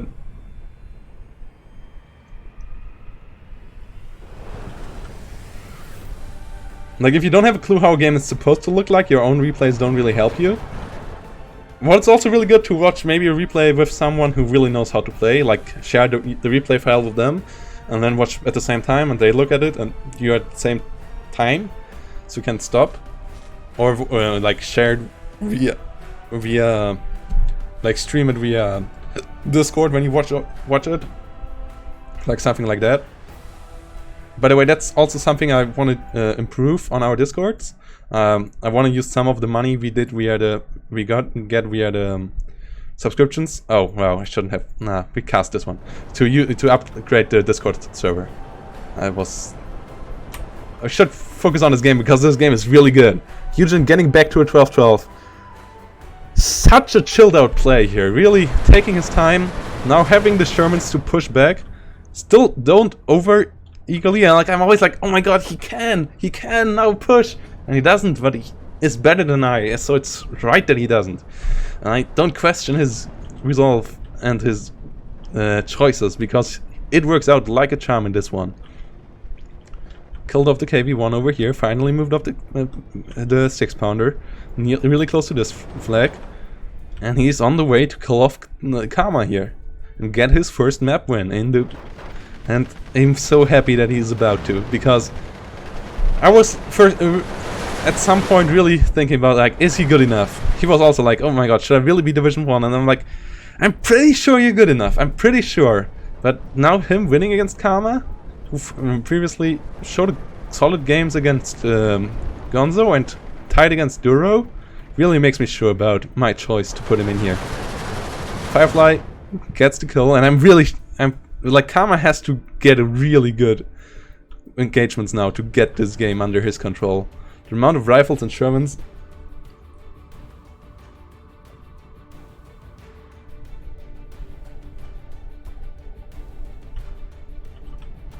Yeah, like watching your own replays, especially in games where you think like, oh my god, this was disgusting, I lost really hard. And then watching and then you figured out, okay, oh, I just missed that opportunity of him, or he was really lucky there. And if I do this and this better, I could beat this situation next time much better. Always really good to improve. And also to get yourself feel better. And sometimes you only watch there and I'm like, oh my god, he really destroyed me. But that's not that often. Like, most of the time you figure out some ways what you could do better, and like maybe what he did real good, but oof. Yak 9 surviving so far. Good micro there by Karma this time, but Spitfires should still get behind it. They're a bit faster, I think, than Yak 9s. No, still really good micro. Eugen should split up these two boys, not having them both chasing. Yeah, Yak 9 a bit slower than Spitfire. Karma again doing the sharp turn. Getting shot again now though by the second Spitfire and getting killed off. Ah, the Spitfire has to get out. Okay, gets out now, but it gets killed off before it gets out. Okay, loses one Spitfire. And Karma gets back to 13-11. As he gets the flag over here, and the flag over here. Bofors coming up. Some Shermans in the center. But there's not much up here. Karma needs to reinforce over here or he will lose the whole north. Eugen should be able to push there.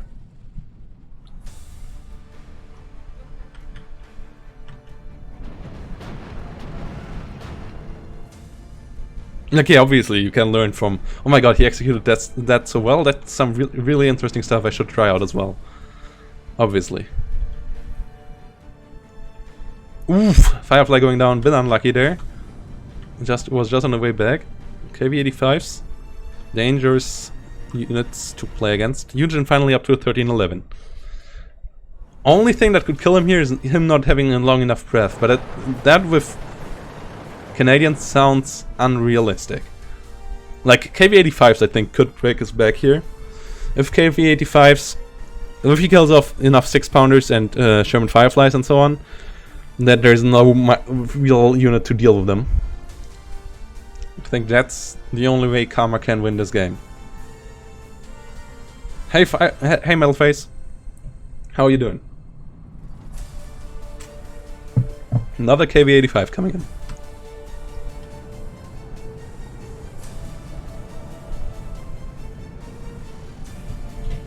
Sorry guys, I have to close. I have to close my window, otherwise too much flying stuff comes in here. With the lights on. Yeah, they got those. Courtesy to Salian. And us begging for 126 to get some more stuff in sea phase. And some more longevity. They also got an ISU 152. Or 2 in sea phase? Like something like that. I think two of them in sea phase. In support tab. 6-pounder coming in. Trying to get ready.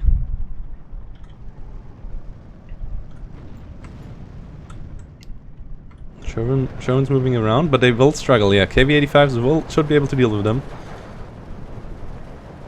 So yeah, really, the only weak spot of Canadians might be Eugen's downfall. And now he really should move a bit faster, I think, in the north. If he runs out of anti-tank weaponry, he might have an issue here.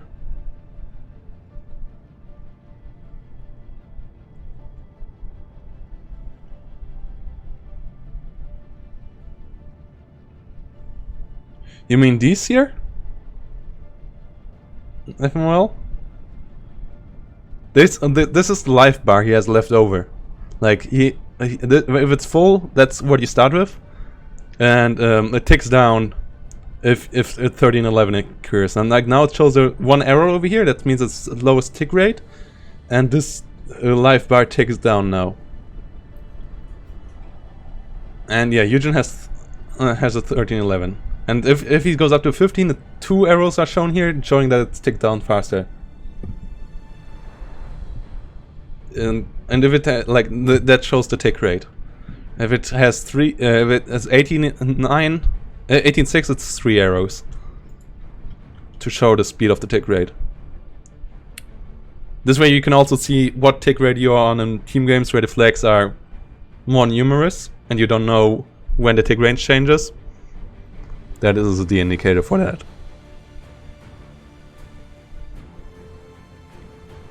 Eugen up to 1311 now. Yeah, because the life bar is still so full, the Karma is still a long way away from dying. That's why he still needs 30 minutes to victory. And any day, any time of the day, MFMOL explaining Steel Division trivia, especially for such a nice guy like you.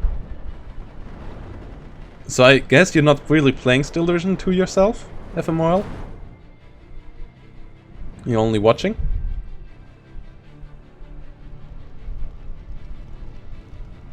Ooh, nice. Nice. 1311. Rifles moving in the north. Getting a ZSU, so air units are free to go in the north. Spitfire's coming up, bombing down the KV-85s. One already down here.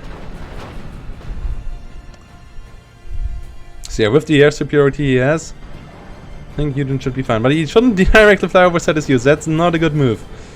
Okay, ZSU redirects targets, so this Spitfire gets out of there. Second one should die though. Yeah, this one is dead.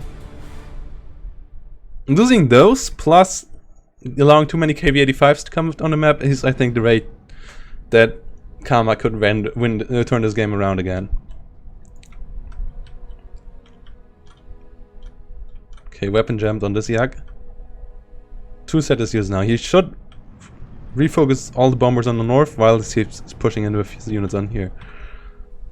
Like really, that should be his focus, trying to take this, because there's nearly nothing holding this area of the map.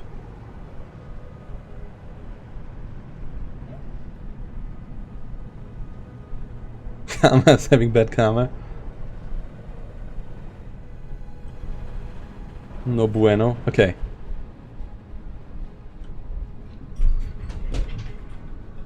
Hey. Gewoon blijf je go. Okay. 1311 for Eugen against Karma here. Oh wow. Yeah.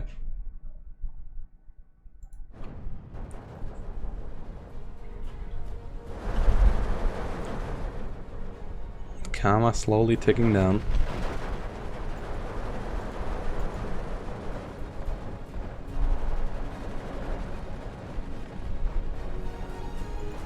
Spitfire coming in over here. Pins down the Guardias. Now the Spitfire directly on the ZSU, forcing it to fall back. Not getting the kill there. But he should be able to win.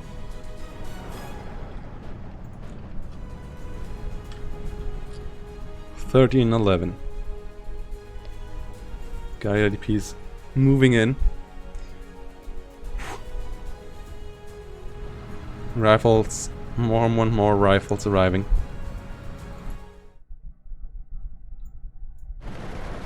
And damn, Vulcan up to 121 viewers, while we are still at 29 viewers. Really good. Really good to see Steel Division getting so many viewers. And I think Angry Bird stopped viewing? Yes, Angry Bird stopped streaming by now. But that's fine. Like, it's really good to see these Steel Division getting much more and more attention lately. On Twitch. Really lovely to see.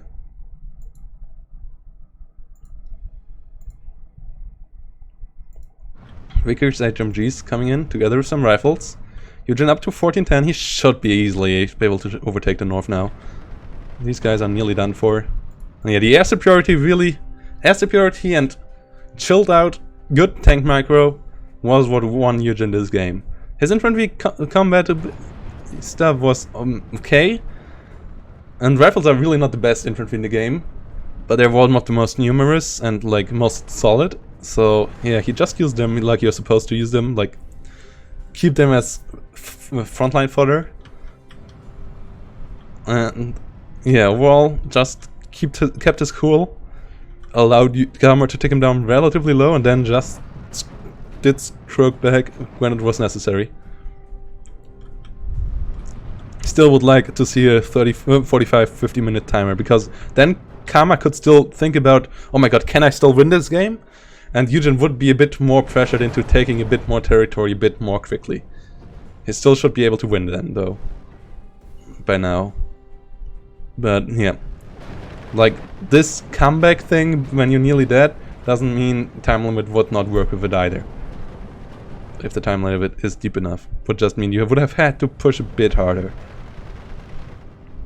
So yeah, still big advocate for time limit, because now Karma doesn't have really a point to stay in this game and fighting back. Like he only makes it longer. And like actually like basically punishes himself for playing better because it makes the game last longer. This is League. FML. This is Karma versus Eugen. This is top Division 1 play. And Karma surrenders here, yeah. If there would be a time limit, you would not have surrendered there. But yeah, Eugen trading so much more efficiently than him in the end. Really, really good game. Oh, it says that again. Oh, wow. Why? Change it.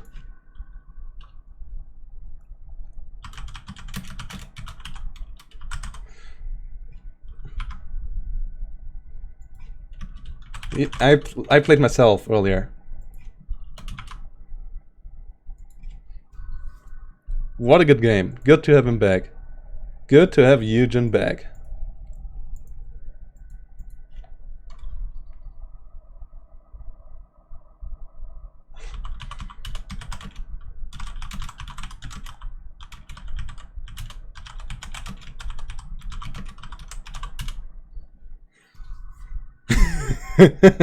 Eugen asking us to take it not too badly on him that he played Canadians.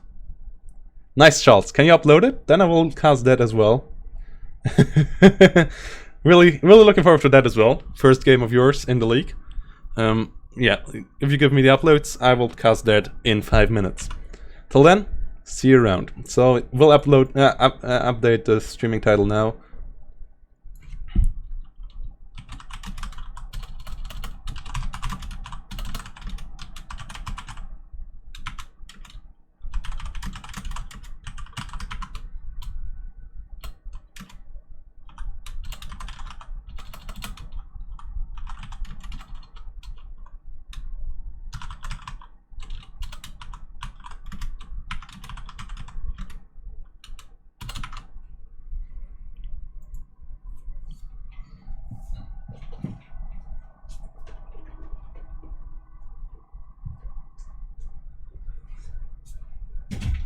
So yeah, I will give you guys a bit of music again.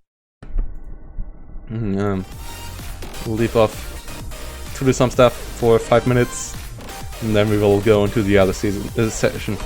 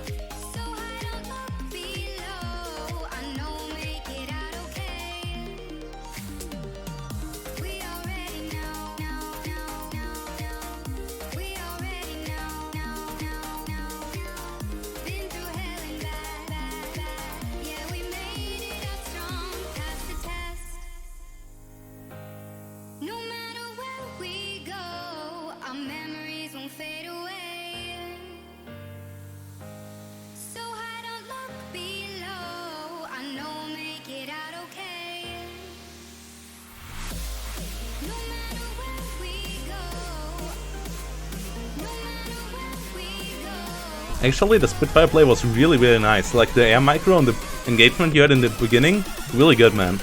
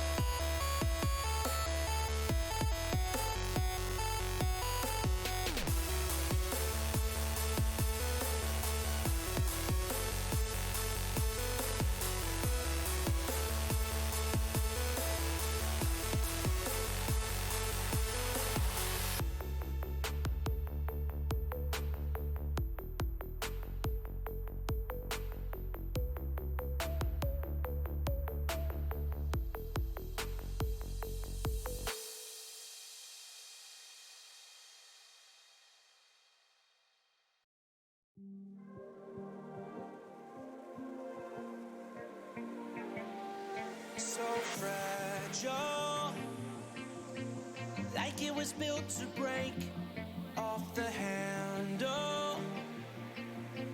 How'd we get to this place? We're leaving everything behind for new and exciting feelings, but I won't leave you. Will everything we know be lost and changed for something new? Only time will tell, but I'll be holding you. I'll be holding you.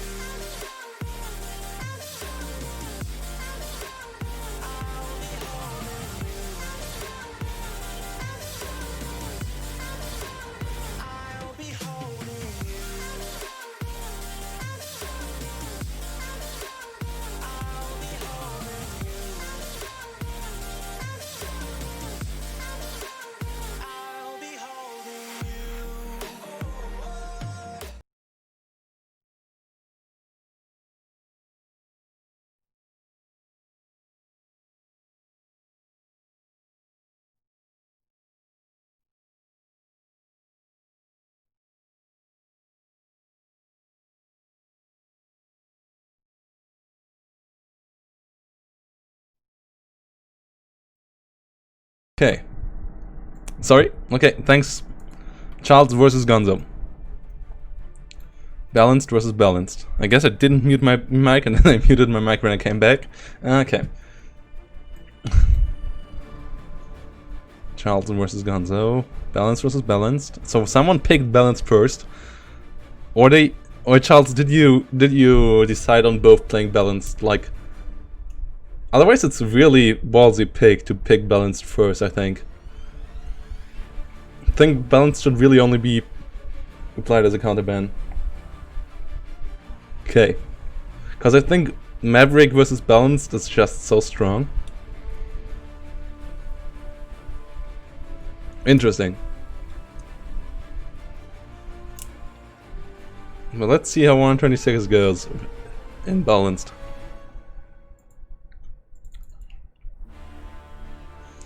Speed it up a bit. Mutt? What is Mutt?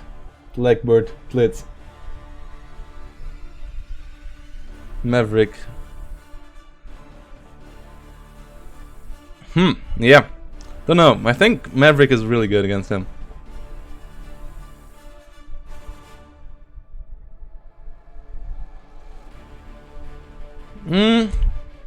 Slightly disagree, Eugen. I think with Maverick you should be able to get to a 59. But yeah, we will see. Speed it up a bit.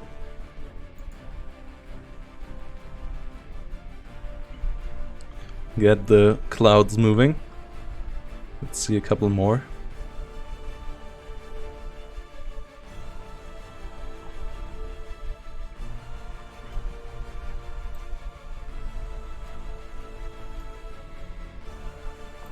Is it always the same pattern? No, right?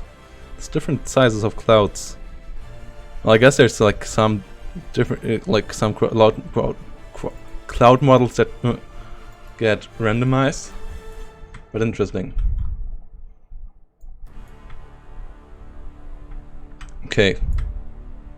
No side getting aggressive at all. Well, no, Charles actually gets a bit aggressive over here with Gono Strelkies and Gono Strelky DPs.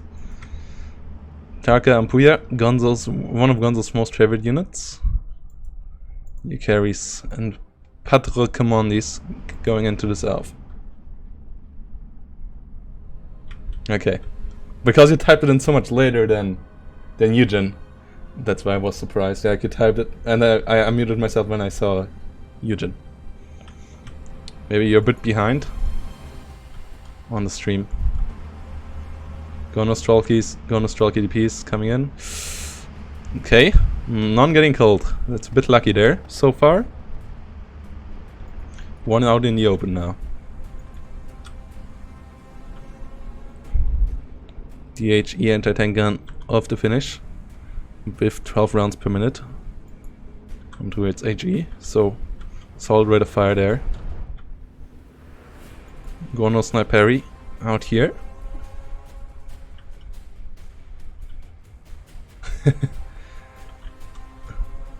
Don't know why you dislike this map so much. I mean the line of sights on this map are somewhat a bit, sometimes a bit iffy, but even that worked out quite a bit better than when we first saw it. And other than that, I don't think it's too much of an imbalanced map. Like, why do you dislike this map so much, Seander?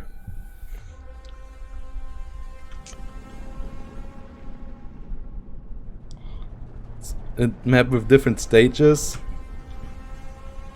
and some interesting design choices.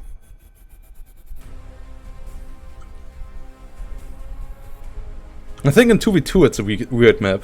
But I think for 1v1, like, yeah, it's a bit different than the others, but it's don't know. Like, as I said, sometimes like these lines of sights are really weird when you get like direct to the lake and so on, but other than that, it's not too bad. Okay, so Charles playing the units everyone wants to see when someone plays 126. 52 piece on the board. Radio, 60 point artillery with high rate of fire. What else do you want? like the brother of the OB-25s and the 52, just being able to fire more long range with his unlimited range, supposed to. Corner Strelkies. Keep on firing. 25 OB-25s helping out. Both sides still on 12-12 stalemate.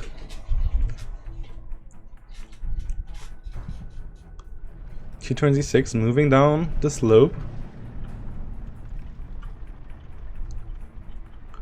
Another T-26 moving up.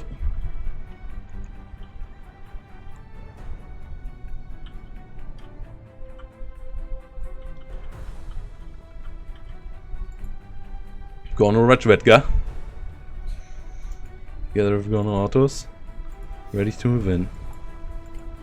A lot of smoke grenades in this deck. A lot of micro ability.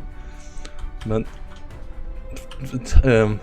deciding when you can micro infantry and when not is really hard with 126. It's kind of like starter step microing with Terran in StarCraft. Like you cannot do it at two positions at the same time. So you really have to think about where you leave your units standing. Otherwise they can be picked off relatively easily by the opponent while you're microing somewhere else. But if you micro them, they can be really efficient. Just like starter step Marines in StarCraft 2. Like really, Plink micro, for example, in StarCraft 2 you can do at 2 points of the map. Relatively okay, but starter stepping is not possible. And kind of the same goes here with these infantry units. 52 Ps now. Engaging onto the OBs, P-52s. Couple of anti-tank guns and infantry support guns that Gonzo has on the hill. Let's see how that goes. T-26 is also moving forward. Infantry of Charles gets killed off in down here, so Gonzo is the first one to take someone down. Gets up to a 13-11.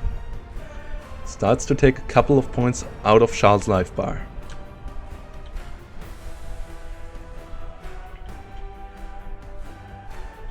Couple of M3 Lees coming in. Moving to the front line. Planheim coming in from the other side. Can this kill off a couple of units? Planheim on the way to the OB-25. That map still relatively still, but the units over here have to be careful. And the tank gun nearly killed off by the artillery. The artillery now gets engaged by T-26, I think it is. Or, no, what? 52P goes down. Yeah, it's the BA-10 actually. Plane here gets shot down. I think that's one Planheim.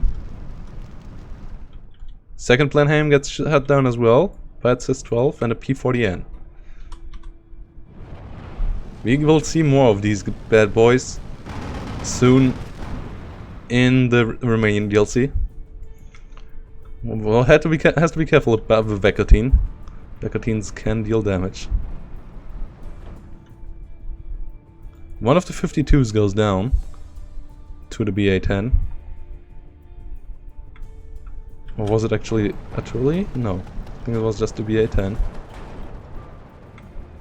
Now opening fire onto the other. Now opening fire onto the Vekatine. Another 52 coming in the north.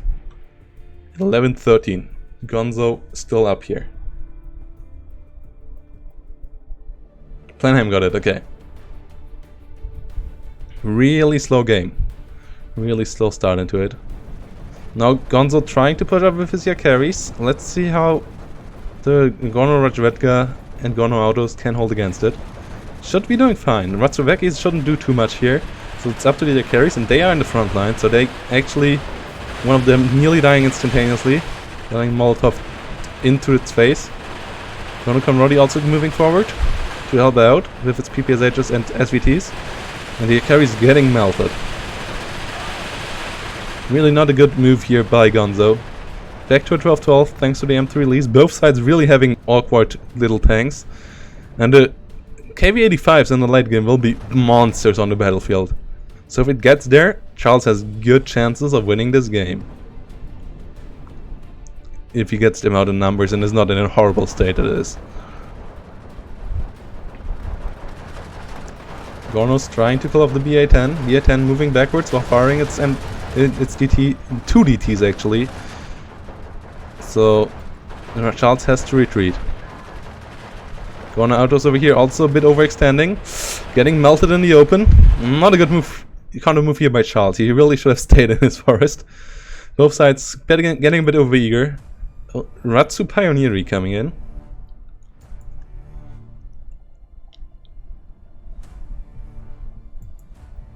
.52p in the north. Opening fire onto something. Actually, keep on firing onto the middle position, okay. And a tank gun on one captured 52p getting killed off.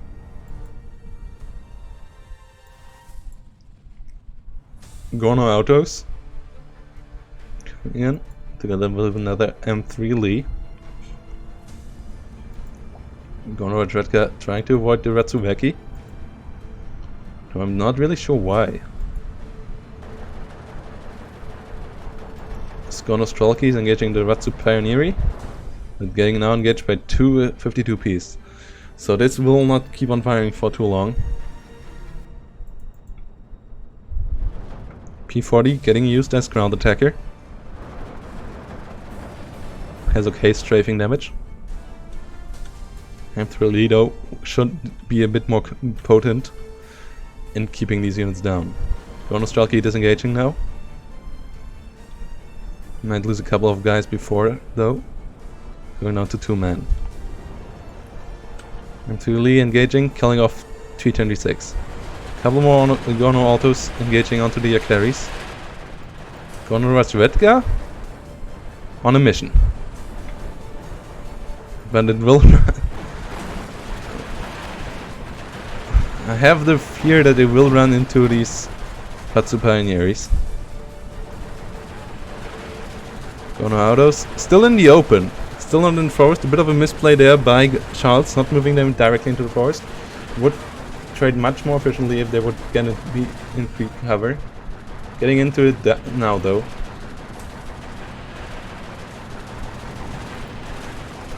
Should be able to deal with the Ratsuvetka. Or not. PPSHs are really so bad compared to other SMGs. That the two Somis and the Lati actually are better, yeah. Low manpower fights. This one has 0.4 and this one has 0.5 damage. So yeah, the damage output in CQC is higher than a 0.3. Oof, this was rough. But Charles still keeps on. 13-11. Not too bad for him. Like really nothing to worry about. Mortar fire on his own units here from Gonzo. Not something you see too often from him. Stuns down his own Ratsuvetka. Even the best generals get some friendly fire sometimes. Charles trying to be sneaky down here. He was Gorno Strelky and his Gorno Strelky autos. A lot more carries coming in. Together with them T-26s.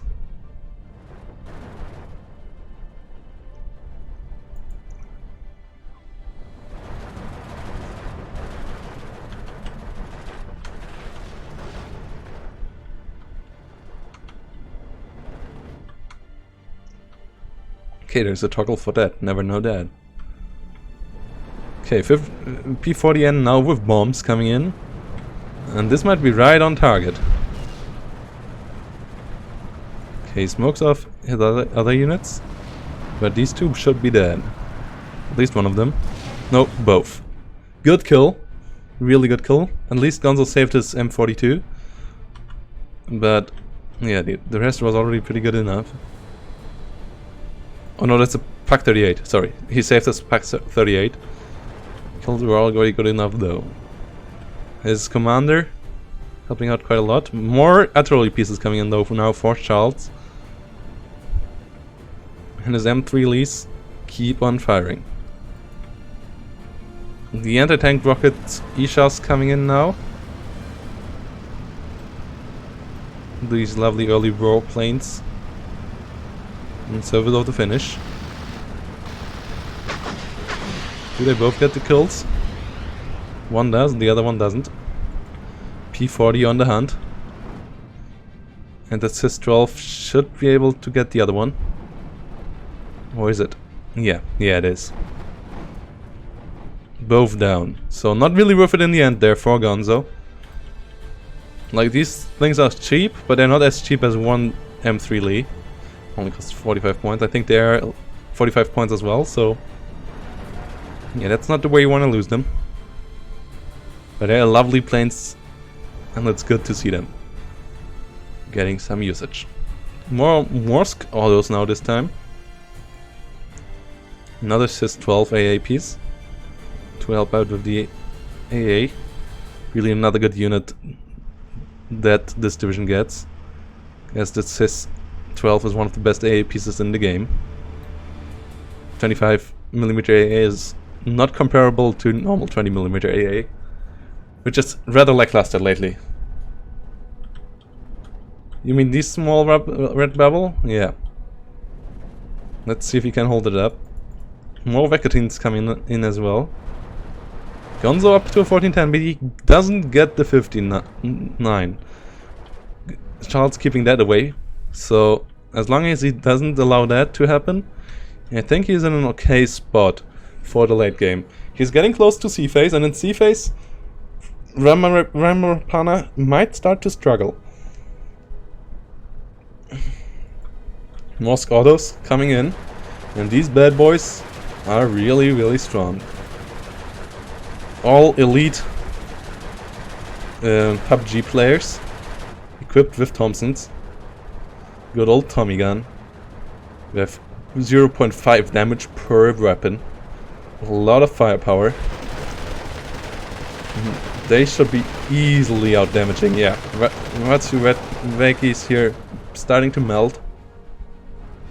Especially as they're 12-man squads. You can't underestimate these. Let's see how they fare against your carries. Your carries, first one engaging all three at a time. Gets his Molotov up, kills two guys, but is dead afterwards. So 2 Morsk autos for 1 your carry squad in this one. Yeah, the rate of...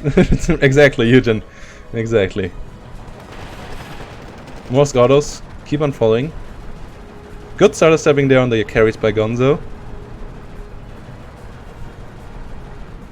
And he wants to get them a bit into the light territory. Charles should stop following here. I think he does.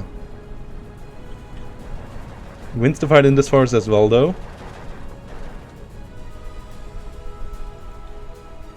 M3 keep on firing here. P40 in a bit of trouble. Not being called back as of yet. Might die to the Vecatine fire. Yeah, should now die to the Vecatine fire as it didn't get evacuated. If Charles would have evacuated it there, it should have gotten out. But with the next turn back into the fire, it was dead for sure. Gonzo coming in with the off-map. How big is it again? I forgot. What do the Finnish get? Wait, was that an off-map plane that got shut down? Or where's the off-map? I think it's a dead off-map plane, right? That's what the Finnish get. Isn't it? If not, it's also dead. Maybe it was another off-map unit, but there's no off-map unit here alive. Yeah. So good kill there by Charles onto the off-map plane. P40Ns coming in the north. Against the Ratsuvetki. Getting the bombs off. Evacuating now. Another off-map plane coming in for him. Another Gauntlet Mark II.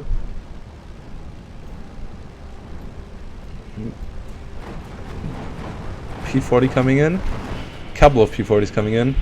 And there it goes. Taking fire from everywhere around. Hawk trying to catch them. One's getting shot down by Vecatins, so don't know how bad it was after all. Couple of your carries coming in.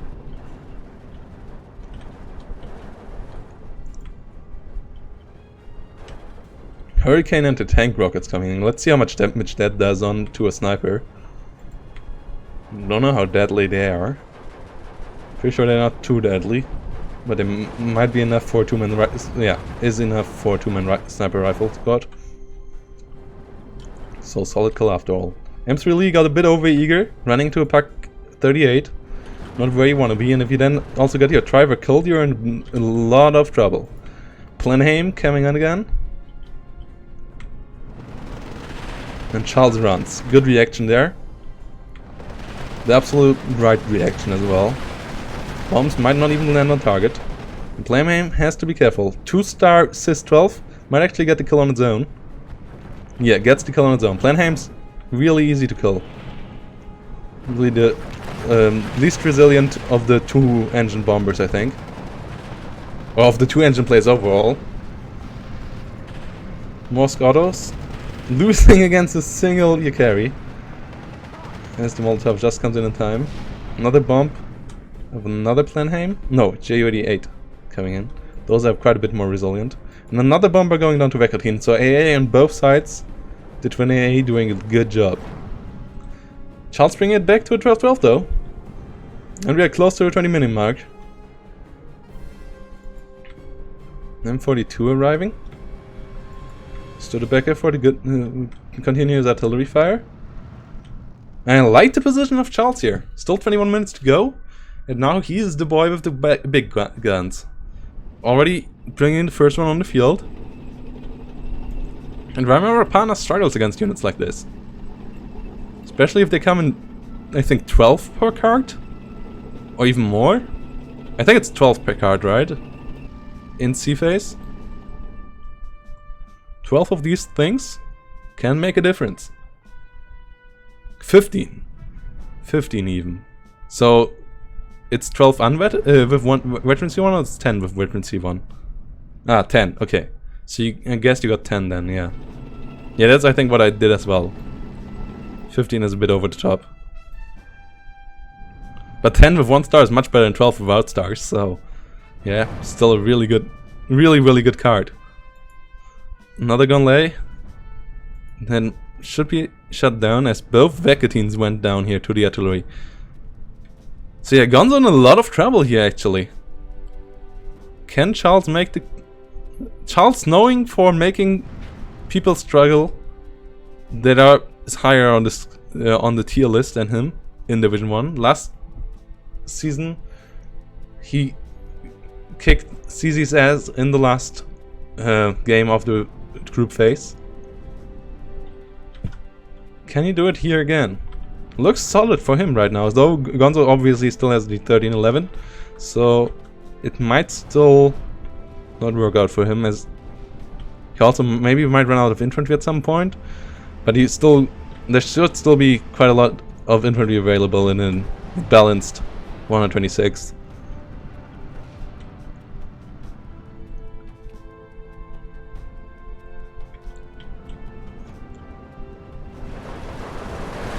Mosk Picotta with DPs. MP40. 3-star infantry against your carries. Should trade okay-ish. KV1 now coming around the corner. M42 engaging a T26. Should work out for it. Loader killed.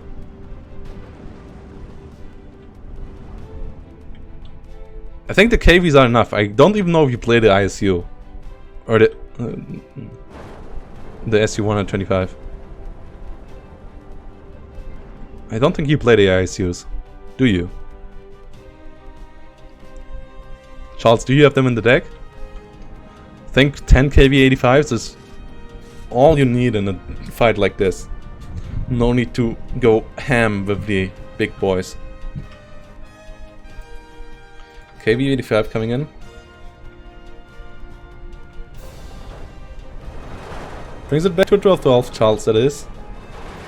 Morgs Picotta engaging Vecatines, but Vecatines are really strong in infantry to infantry combat.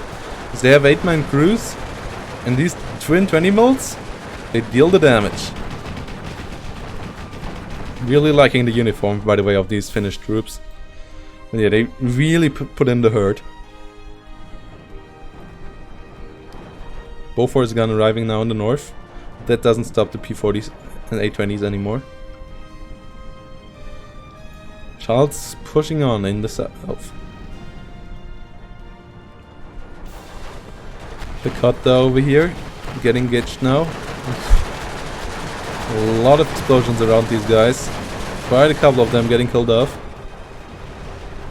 One guy with a helmet over here survives. The rest around him gets killed off, but he dies in the end as well. Yeah, as I said, Vecatines are beasts. There's also an IL-2 coming in with the rockets. P40 has to be careful. Flying directly over Vecatine, not what you're gonna do. If you're sane. Yeah, this one is dead. Hawk coming in as well. Another Bofors down here. Bye bye, P40N.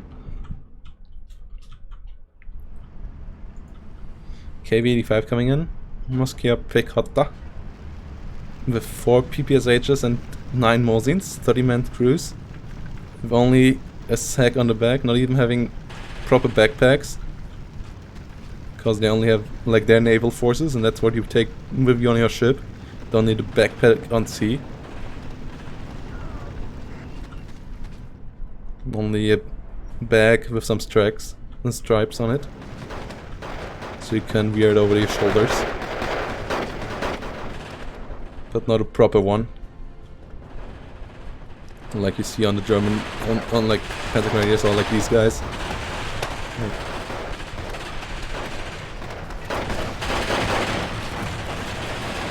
More Moskia Picotta. Engaging. And Charles keeping it at 12-12. Hurricanes coming in to shoot down Hawks. They are having a lot of firepower in the front. Hurricanes, not something you should engage head to head. And yeah, both planes of Gonzo going down this time. Charles keeping on the air superiority, even though he got quite a couple of casualties dealt by Gonzo's AA as well, and a bit by Gonzo's fighters. 203mm off map coming in. One of the Picottas getting killed off by infantry, by AT guns in transport. Charles making this game really interesting. Couple more P40Ns. 2 to split off the AA fire. Let's see if Gonzo targets one of them in specific. Doesn't look like it yet.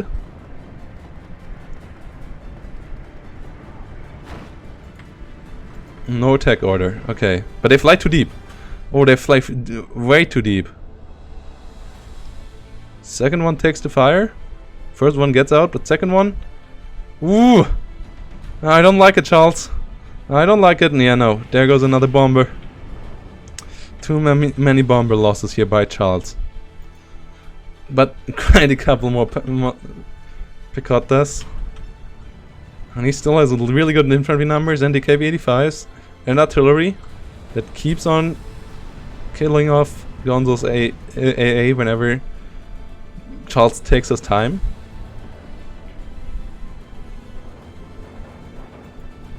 (12-12).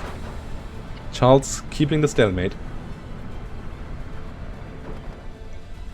So the question is now, who has the longer breath? Can Gonzo retake air superiority? Can Charles pin him down over time? Has Gonzo more infantry? Well, it doesn't look like Gonzo can retake air superiority. This Sys-12 badly needs supplies. Okay, he moves it around now for it to get resupplies. Hurricane goes down. Charles flying much too deep with planes into this territory. Really big misplays by him there, but he gets up to 13-11 now, and I'm looking really good on the ground for him. His KV-85s don't die, really, so far. One going down over here, I think, to a carry. But one's over here still alive, keep on firing. His artillery doesn't die to anything. Starts to kill off AA in bigger numbers.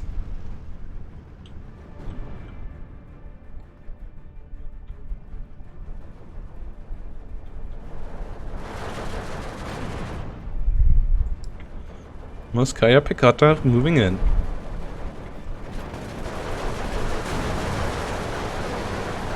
Fate of Finland matchup. Looking like it goes for the 126. Who would have thought? KV-85s moving in. These guys were a really good addition to it.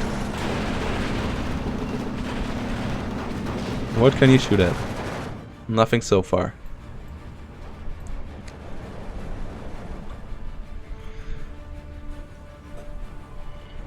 Oh boy, good to see 40 of you guys watching me at this hour. I think I usually don't stream at this time, so guess quite a couple of you usually don't watch me.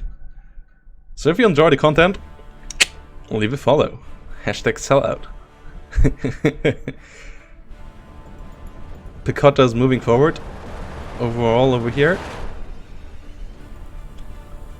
BA-10s keep on firing back onto it. But BA-10s will not stop KV-85s, and there's little to stop them. No PAC-40s, nothing like that. The carries coming in over here. But that shouldn't be able to stop them either. Well, that looks like it should go pretty well for him. Like, all of this should give Charles the victory here. It stays as it is. I think he's in a really good spot. Killing off more AA. P2 coming in with anti-tank rockets, but one of them gets the kill on its own. 2-star says 12 though, should be able to secure the kill. P40 for sure does so. So that's not a trait he can take forever. The Mursk coming in. The Finnish homemade fighter with a lot of wood in it. Looking quite similar actually to what we will get with Romania, I think. Pretty similar design. Homemade aircraft design. Pretty good design, both of them as well, for the limitations both nations had. And like alloy and all of this. Yeah, the I-153s take a bit more rockets to kill off an KV-85. Those are much smaller rockets than the ones on the PE2. And now it's a 14-10 for Charles. Really liking his position here. 59 now. As long as he doesn't run out of infantry, and doesn't look like he does, this game should be fine. Maybe supply might be another issue. But yeah, I'm really enjoying his position. Good start for him. If he gets the win here, that makes his chances of moving on to the playoffs so much better. Raima. It's Raima Rapana.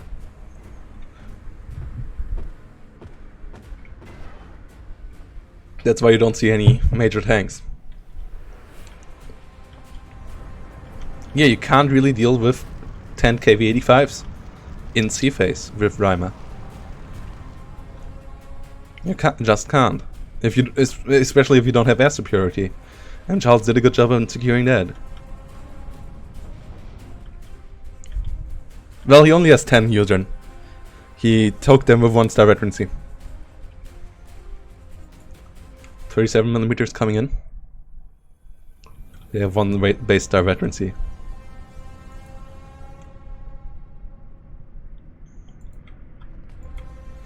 PA2 coming in. I think it's a fair choice to 1-vet them. Don't know if you need this against Raima, but usually it's a good choice to 1-vet them. I mean, if you need to bring out all 15 of them, I don't know what kind of game that is. I think 10 of them should be more than enough. Is this 12 not engaging here? Oh, out of ammo. So yeah, he needs more ammo. He brings in more AA pieces instead, so I guess he really doesn't have more ammo. This ammo track should move over then. KV85 surviving this, thanks to the P2 being stressed out a bit. And Charles keeping after 59.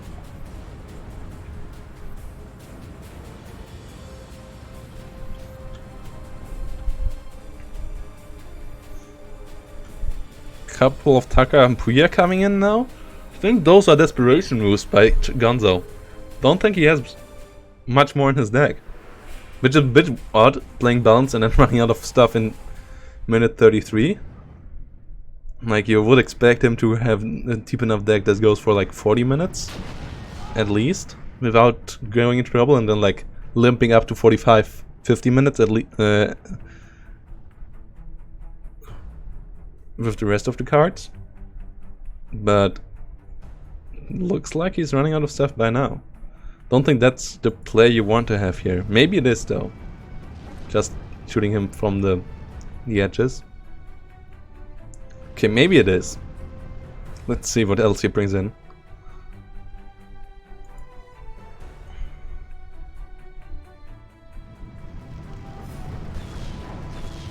Taka and Puya, first one already going down. AA pieces went down as well. Commander on trouble. Boston Bomber coming in. Yeah, this game is won by Charles. Charles got this.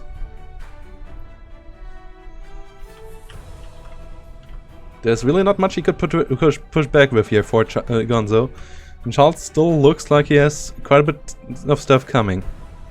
AA pieces are now really limited for Gonzo.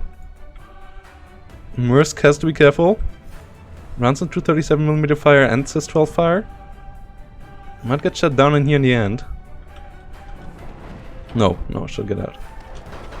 Like, this supply truck really needs to move over. More AA in the north as well to secure the tanks up there, and it's 16-8 by now. Well, this looks really, really good for Charles. Gonzo making a couple movement mistakes in the early game.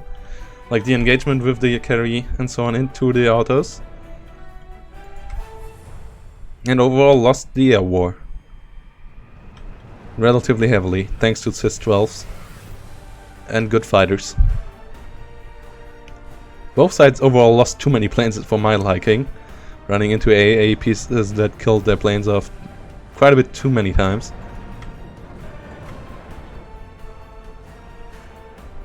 But Charles could afford these losses a bit better, I think. Calls off the Pack 38 now, so the KV85 easily can move forward now. As there's really no tank capabilities that can stop them. Like in the north there is, but in the south, nothing.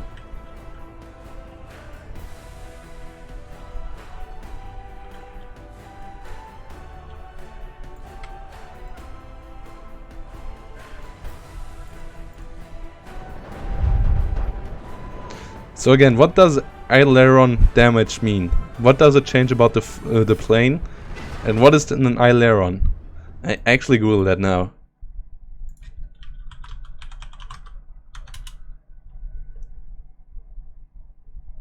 Okay, oh, it's a career ruler. Okay, okay.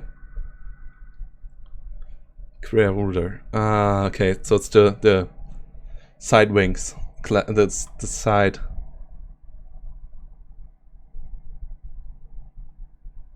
Like, no, not. Yeah, on the wings. Like, okay. Aileron. Okay, really, really weird word.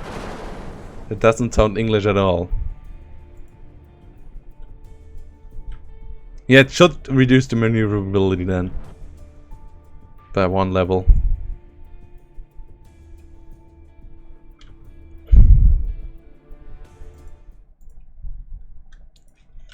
But yeah, Charles has this. This is really impressive play by him. Really solid and chilled out play. But he played balanced against... in last season as well, pretty good, I think. So...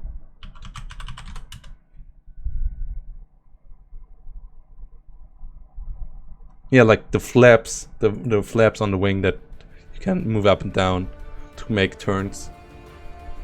Like bring the plane into...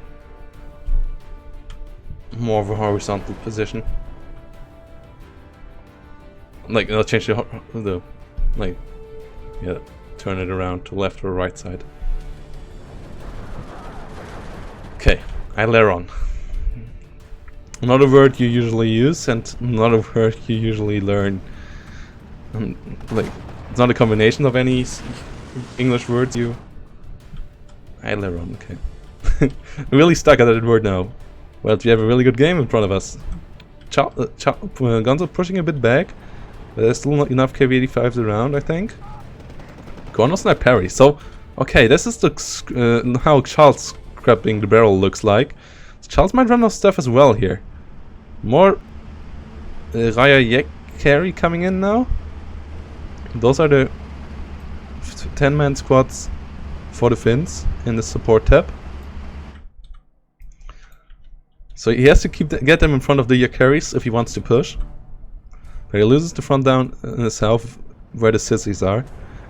Also really surprised to only see the sissies now. Oh well, yeah, no, I know why he doesn't use the sissies earlier. Because of this mess up. Right, I forgot. That's the Sampo L41 only has 60 rounds at the moment. Well, at least they have a lot of sniper ammunition with the 200. But yeah, looking forward to that getting changed. Quite of a big nerf to the finish actually, without any intentions. Making the sissies weaker, because the sissies were such beasts in the early game, usually.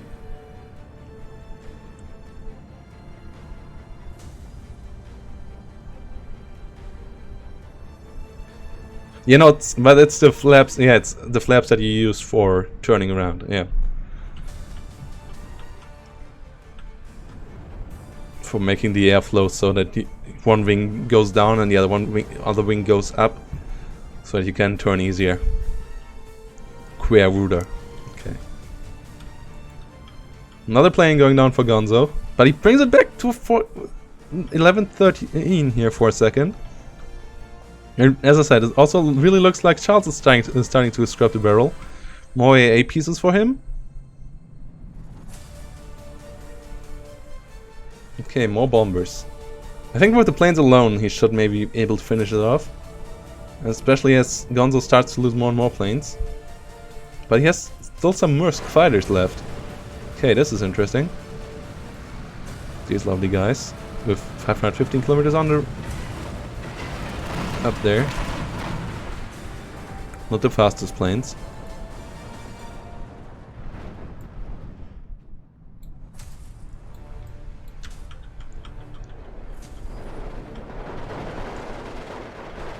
Will it get shut down? No. Gets out of there. One of Skrulkies coming in down here. In the light forest. But only 1410 now. Gonzo has some time bought for himself. Watsuveki coming up now again. Okay, no, he also has more infantry, Charles it is. So I don't know why he bought the Sniperies then. Maybe just so he doesn't forget to buy them. But he loses a flag over here. He has to be careful in the north. It's trying to put on the pressure in the south. Boston Bombers will help with that. Yeah, they have a really big spread.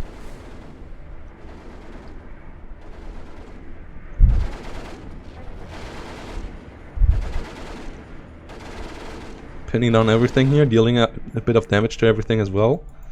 More Gonostalkies coming in. More PE2s. 37mm getting unloaded.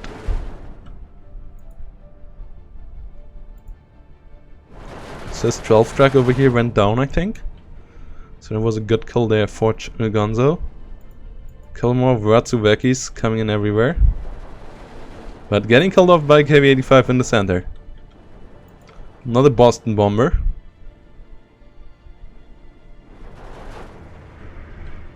But not... I don't meet a terrorist with that. Boston bomber coming in. Watsu Pioneeri has to run. More Gonostalkies. Gonostalkies still moving forward a bit. No, they stay in position. Watsuveki over here getting in CQC with more Pekota. Moskaya Pekota and Moskaya Autos. Moskaya Autos not moving forward though. Finally moving forward. They should be able to clean house here. Ratsuveki not good enough in CQC compared to those 12. Yeah, the 12 Thompsons. Easily take them apart. Oh, the sissies now coming in as well. But they are not good for CQC. Gonzo really desperate now. But Charles back up to a 59. Should secure the victory here. Airplay is better than the one of Gonzo by now. Good bomb strike here though by Gonzo. Takes out quite a bit. Can he surrender the Moskaya Autos? I don't think so. Boston's coming in. Back to a 14-10 as the flag falls. Did I speak too early? Another KV1, more Gonos, another off map. Okay, this is painful for Gonzo.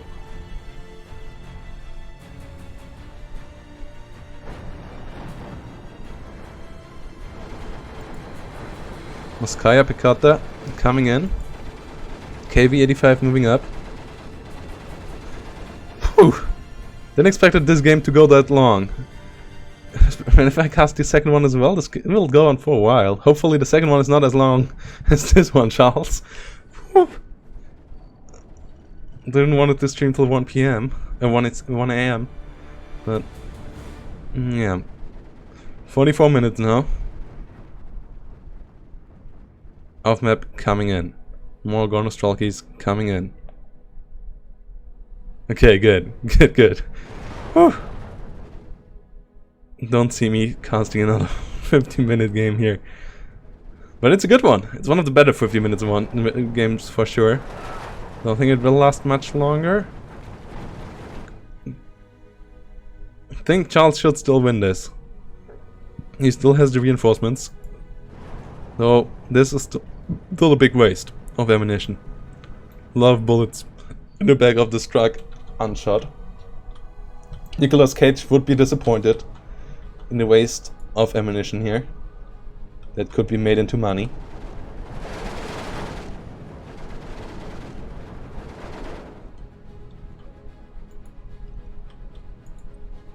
Another Boston bomber coming in. Where this is going for? Okay, changes target. Wants to get this flag. Gonzo bringing it back to an 11-13 as he captures the flag over here, but off map comes right in afterwards. It should allow Charles to get back the flag. Units down here really heavily pushed back. Okay, the Boston bomber. It should allow Charles to capture this flag maybe. Gets a bit over here. Couple more Ratsuveki coming in. Gornostralki's on the other side. 52 piece in bigger numbers. Gornostralki's helping out over here against the sissies, which already run out of their ammo fire. That's not even 10 seconds of... like that's... it's like, yeah, this is like nothing. 60 rounds on this one. Should be like 900 or something. At least 800. So I can fire like a bit more than a minute. P2 getting the kill. So Gonzo's still putting on the effort. But I don't think he can change this one around, can he? Flag over here for the taking for Charles, then he brings it up to 59. He should really take it here. Nicolas Cage in a lot of war, Triple Lord. A lot of war. Well, of these divisions? Don't know.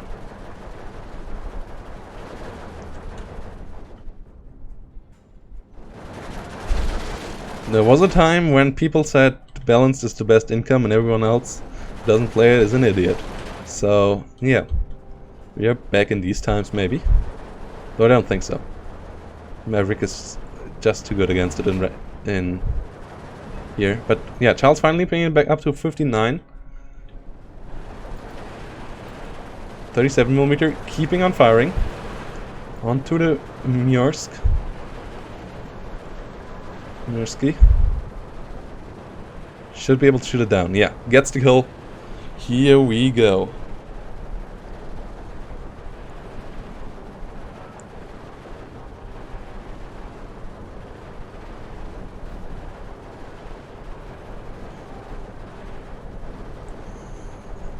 15-9. Charles, Gonzo. And it's 15-9 for Charles. Really, really good play by him here. Solid. And Gonzo, like, it's not that Gonzo gives up here. Gonzo really tries the hardest to fight back. Charles just too stable in his setup. Not giving him the ground he wants. It's still a close one in the end. Like, even if the kill-death ratio might be really favored for Charles on the end screen then, it still wasn't too easy here for getting the victory for him in the end, in this, but he should get it by now. 50 seconds. Gonzo's not able to capture so many flags in that time. And even if he captures a flag from now on, doesn't mean much either, because it's only getting up to a bit more than a minute. So yeah, he doesn't get 3 flags in a minute by now. Might get one more back. Might get a couple more kills. But overall, this should be the game for Charles. This is really nice showing off here. What a lovely matchup. What a nice, fun game to watch. Sure, a lot of infantry on both sides, but these divisions are supposed to be played with that. So I'm not too pissed about that.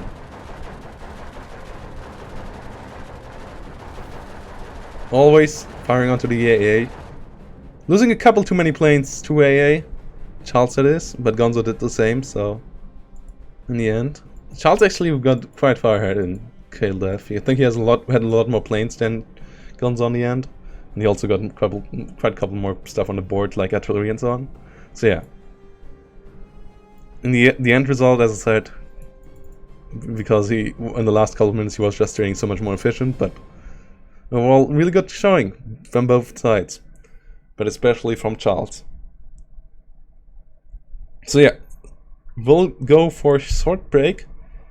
If you enjoy high-level play like this, or overall competitive play like this, give us a follow. And if you really like the channel, if you really like what we're doing here, subscription would be nice. Especially if you have this lovely crown in front of your name that shows that you have Twitch Prime.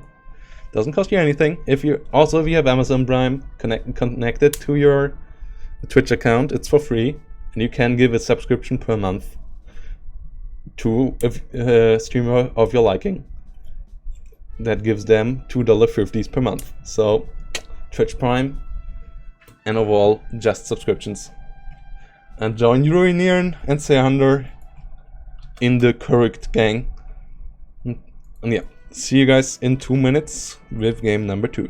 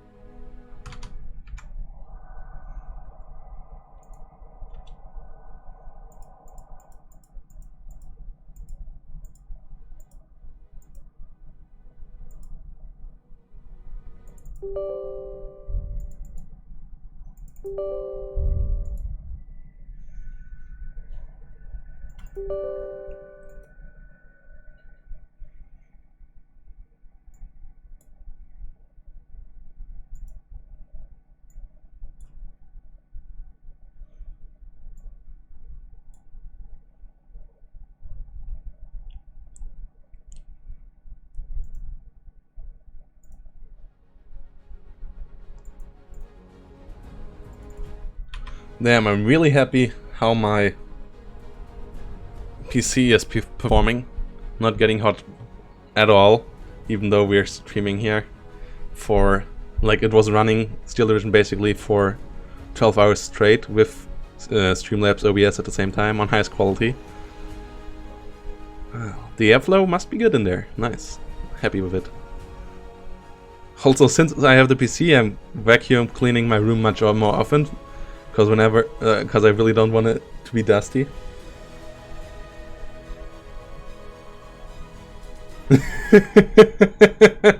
Well, let's see if you can do it in game number 2 as well. This time Charles bringing out Armia Krajova versus 6th Airborne in Flatline versus Flatline combat. What side? We always cast this game from this Anciano. Yeah, who would not, Charles? Who would not? I mean, I won against him also. One time fair, one time not so fair. 2 times not so fair. So, yeah. And also told everyone, especially you guys on stream. Another interesting air combat, but this time really favoring Gonzo, I think. Both sides really having limited AA again as well. So let's see. If Armia Krajova maybe can strike again. Making something happen that didn't happen at all last season. Making Gonzo lose a series in the group phase. That would be really surprising. Did he even drop a map last season? Like, did Gonzo drop a map outside of playoffs? He dropped one against ZZ in the playoffs, but did he drop one in the group phase? I don't think he did. Let me have a look. Like, his record last season was just so crazy.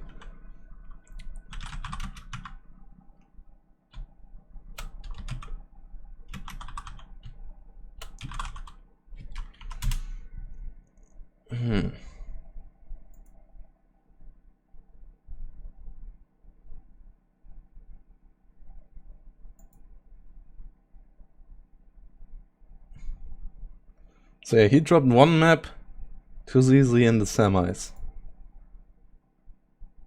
And then he didn't lose him, he lost only one map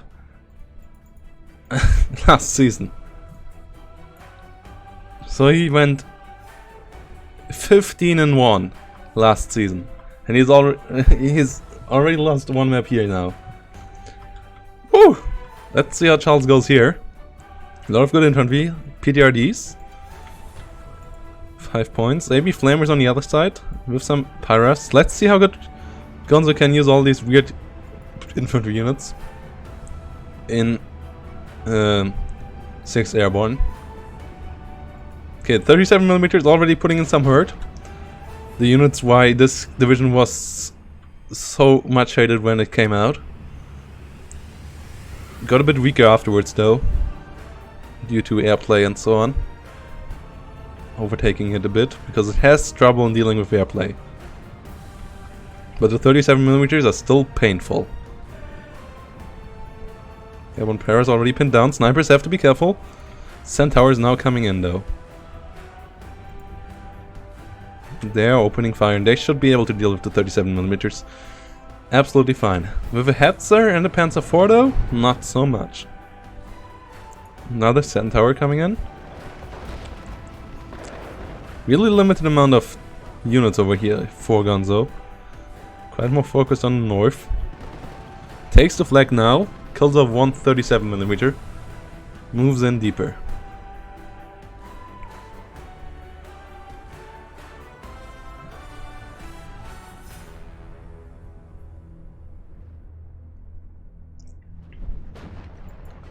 .37mm opening fire onto stuff on the road. Tetrak falling down. PTRD in position. Could move up a bit over here, I think, so it has a bit more range to fire upon. So it can get 2 shots off. Because PTRDs are not great anti-tank rifles. Like, PTRs are semi-autos. PTRDs have to be reloaded after every single shot. So their fire rate is much more limited. I think it's like, what is it here? Like, yeah, 10 compared to PTRS with... Do we have any PTRS units here? I don't think so. No, I don't think so. But I think they have like 30 or so. Ochnetsis, Partisanis coming in over here.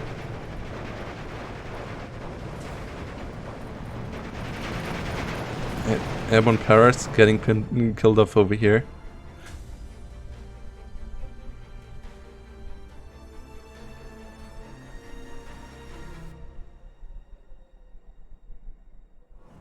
Okay, L2 KR coming in, Tempest on the other side.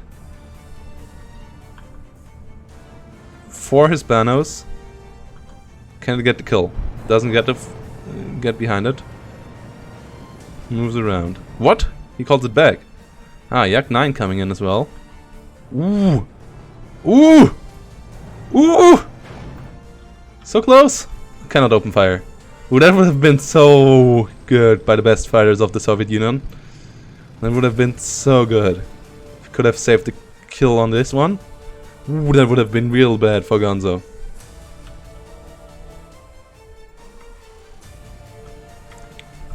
Charles now attacking the Centaur from behind. Shouldn't be able to get the kill there, but forces to fall back and maybe dealt a bit of damage. Though it doesn't show any. Interesting that it has the... Okay. Interesting. Interesting markings there. A single flak, 2 centimeters coming in. Together with a Fiat with a Browning on top. And so it's not high level AA here. Far from it. But Charles gets to push in here, close to the flag. Stole the whole town in the north. L2KR should be able to kill off the Tetrarch. Yeah, kills the Tetrarch with side shots. L2KR over here in a bit of a trouble. 2 Tempests coming out here for Gonzo, so heavy investment into the airplay. But he needs to kill off the L2KRs and then he needs to take over the air control overall, I think. If he wants to have this as a win condition. Which I think is a good win condition for the 6th Airborne. But you have to be careful to not lose too much on the ground. Mosquito now coming in with the bombers. Might be able to do some damage here. L2KR trying to kill it off, I think. But not in a good angle. No, L2KR actually trying to get behind Tempest, but Tempest just too fast for allowing that. Bombs hitting home, Mosquito not getting the shot off. The Fiat and the 20 mils opening fire. Oh no, Hotchkiss, yeah. Mosquito in trouble. 1 plane going down here for Gonzo as well. And L2KR in trouble as well. Okay, both planes, 2 planes going down for Gonzo. 1 plane so far for Charles. No, 2 going down for Charles, 1 for Gonzo. Can Charles get behind Tempest? Don't think so. Tempest just too fast.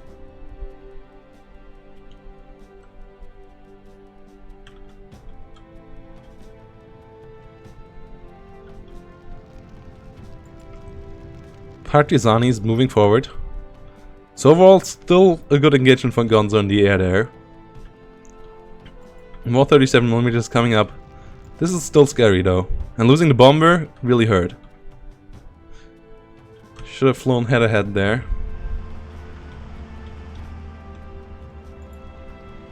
Nazis coming in bigger numbers.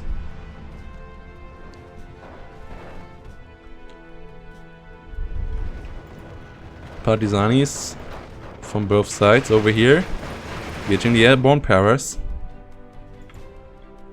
Yak 9 engaging the Flammenwerfer, flamethrower. Charles taking the flag, so it's 11-13. He has more armored units. He has still good air units. So he needs a bit more AA maybe if he wants to engage the Tempest at some point. And if Gonzo controls the Tempest well enough, he shouldn't lose any of them anytime soon. Sniper versus sniper combat over here. Should go for Charles, yeah. Charles gets the kill there. Bombs not dropping, okay. Bit of a mistake there by Gonzo. Flying now straight onto the AA. Interesting choice. 37mm still helping out for Charles. 20mm not firing though. Okay, opening fire now. And no fighter coming in.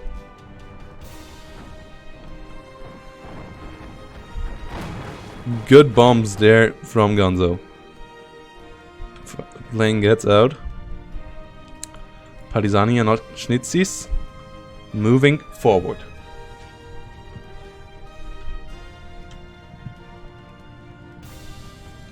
Six-pounder on the vertical of the Panzer IV though. Yeah, gets the kill there. Armored plane not really an option. Haubitze 1897. Really old pieces here of the Polish army. Maybe taken out of a museum or something to get used here.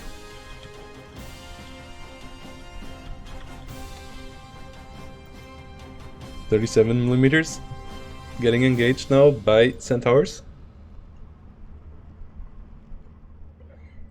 And Gonzo killing them all off. As well... Oh no, as well as the Hetzer, so yeah. Anti-tank capabilities. And, like yeah, all the support weapons for Charles in the north are dead. He has to rely fully on his infantry now in the north. His airplay also in danger. He has to push in the south, I think. I think the south is where he can turn the game around to his side. Not really capable of pushing in the north with the Centaurs being in such secure positions. At least not in A phase. Let's see what he gets in B phase.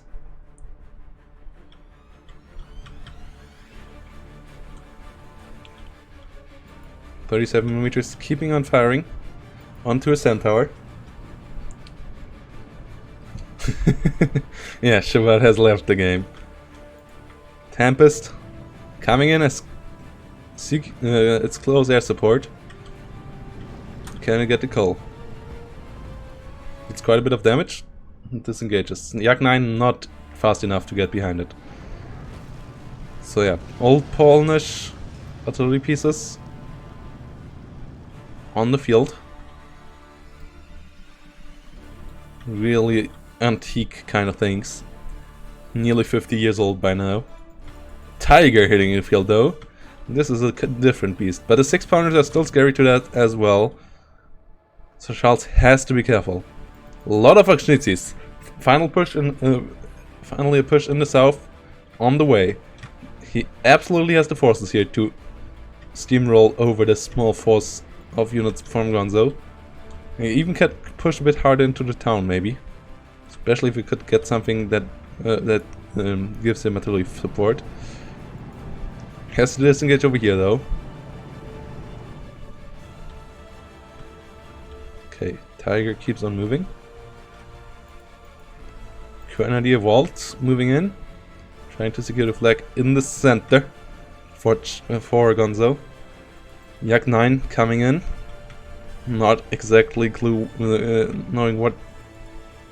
Yeah, don't have a clue what this is supposed to do.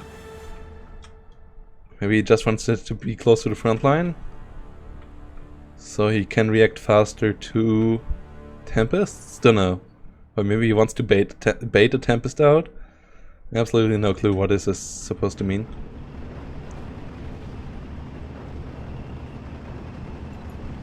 Nazis disengaging.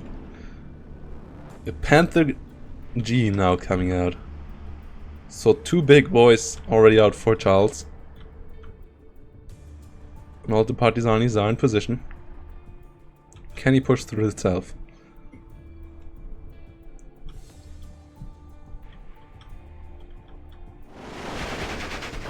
Tigers engaging something over here. I'm not sure what it's firing upon right now. Is it the Centaur? No. Centaur is engaging the 37 mil, I think. I guess it's the it's the Volts over here. Gonzo's push really scary here. Really scary for Charles. Can he keep up the front line? Can he maybe even push somewhere else? M1 howitzers in the north.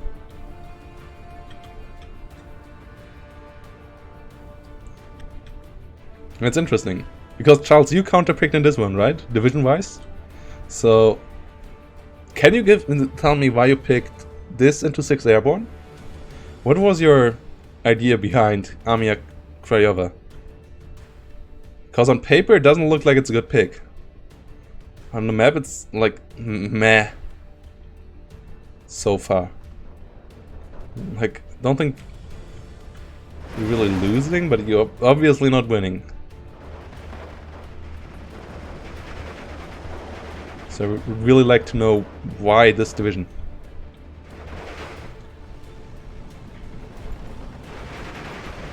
Could be Stormaway. Well, it's like just choosing something that has good infantry against good infantry of Gonzo. No, it's Armia Krajova. So, yeah. Finally, a Tempest going down over here. Shvad. Partisanis engaging the airborne paras. Storm away. Pretty sure Gonzo bans Piashari every time. Okay, so it was really about the infantry, okay.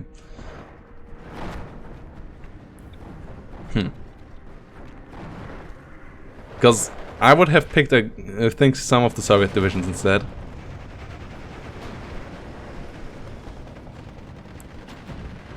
Okay, kills off a Churchill. Crumble. Mosquito coming in. Because you can't really get toe-to-toe with his airplay. That's like...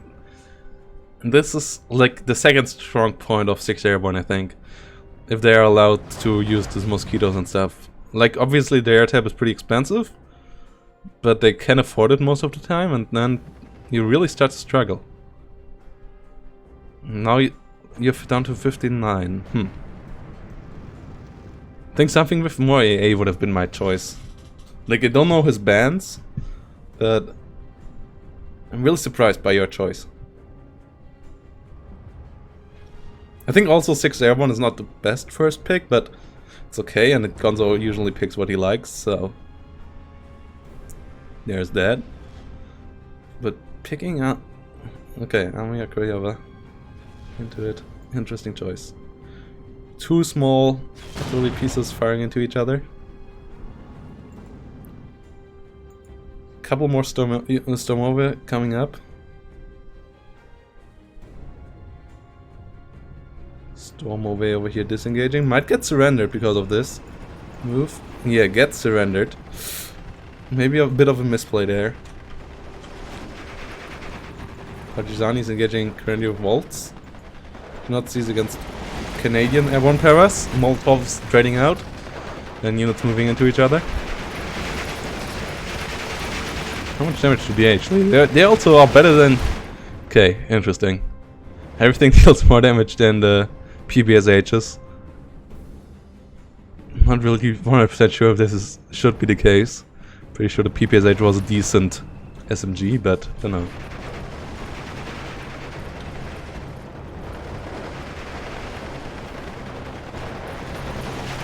Group the storm away. Engaging here. Now, quite a couple more of the Nazis coming in. Yeah, Charles needs a 1410 here to get himself a bit more time. But the Nazis here should be able to allow him that. Storm away here should have maybe disengaged a bit earlier. Canadians getting pinned down. Grenadier Volts. Leader's dead here now, but gets off one more Molotov before. But it's 3 stars of Nazis. As the commander is somewhere over here. Yeah, commander is over here. This should give him the 1410, the 1014. It is. But his AA is so limited. Charles, it is. I think Gonzo is in a really good spot here. Killed off the Tiger as well with a 6-pounder. Panther can't really move around. The 6-pounders are just too scary to it. Even more scary than 2 Tigers. Tetrarch moving forward. PGRD's now engaging the Tetrarch, I think. Yes, it is. We'll kill it slowly but surely, if it doesn't get killed beforehand. Getting ricocheted off. Flying pretty far.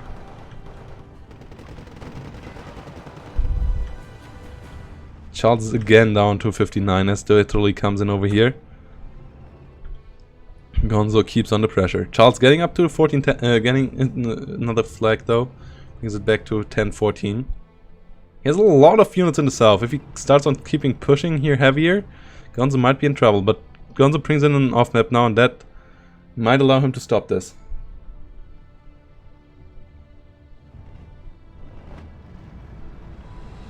Well, yeah, Tetrarchs are only there to deal with light armor because they don't have HE shells, so not really much they can do. And the Bessa is not the best MG out anyways. Sniperi coming in over here. Can Charles push this back? More Schnazis. Another flak 30.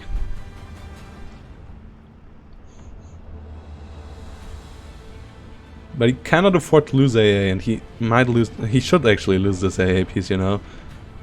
12 map. Another unit going down. PDRD going down.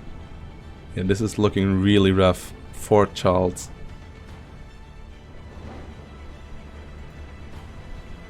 Schnozzi's engaging the airborne Pyras.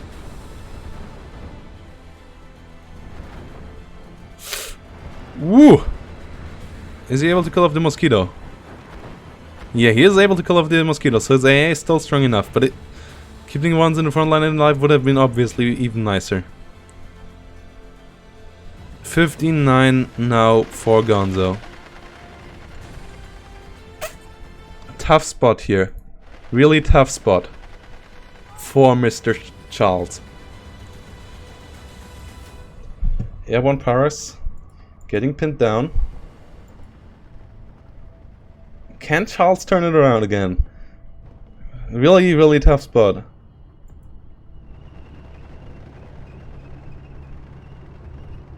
Would be really cool to see, but it's far from getting realized here. 10-14. Well, the Centaurs, really good use of the Centaurs here. Some of the key units in Normandy 44 already. And Gonzo using them in kind of the same role in Steel Division 2.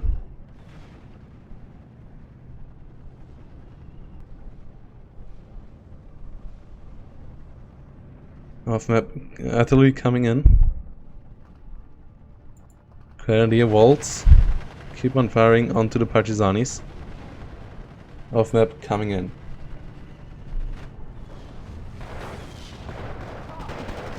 Watch Nazis coming in over here against Grenadier Waltz.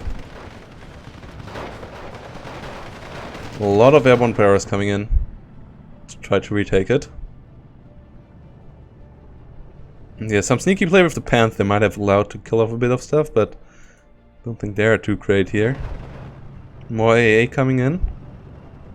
Yeah, more another Panther coming in. AA still good. More off map coming in. AA. A bit more AA would be maybe nice, but I don't think he has much. More Charles, and he cannot for sure afford it anyways right now, as he needs to capture a flag or two and then push forward. Really good play of with the M1 howitzers. Those are really good units. P-51's now arriving. Typhoon dealing a lot of damage in head-to-head fights as well though. But P-51s with 2 stars might be able to contest the skies. Let's see. But for that this game has to be going a bit longer. I don't know if that's gonna happen. We have on both sides in the south. Flag collapsing again, 14-10. 5 more minutes for Charles to get the map changed.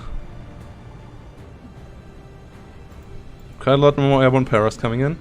Cromwell coming up here. Another Panther A, Panther G. Panthera G.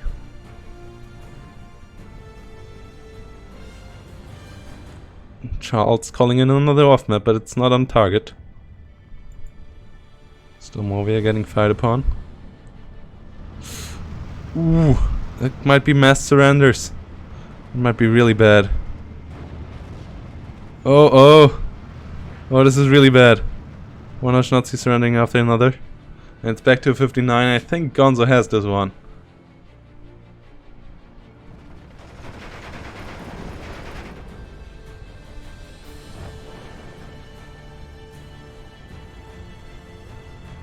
I think Gonzo has this one.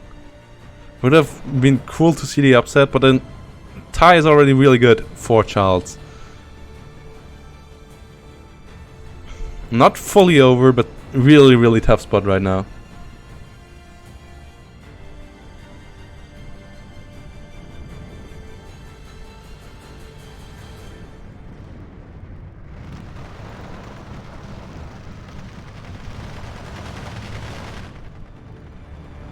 Stomovicki is getting surrendered, and yeah, this is game.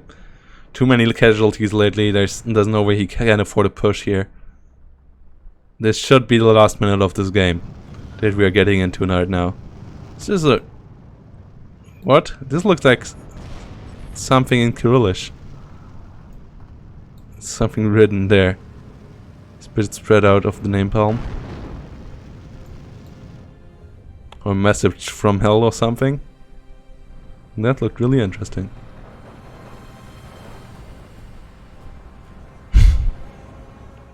Off map coming in.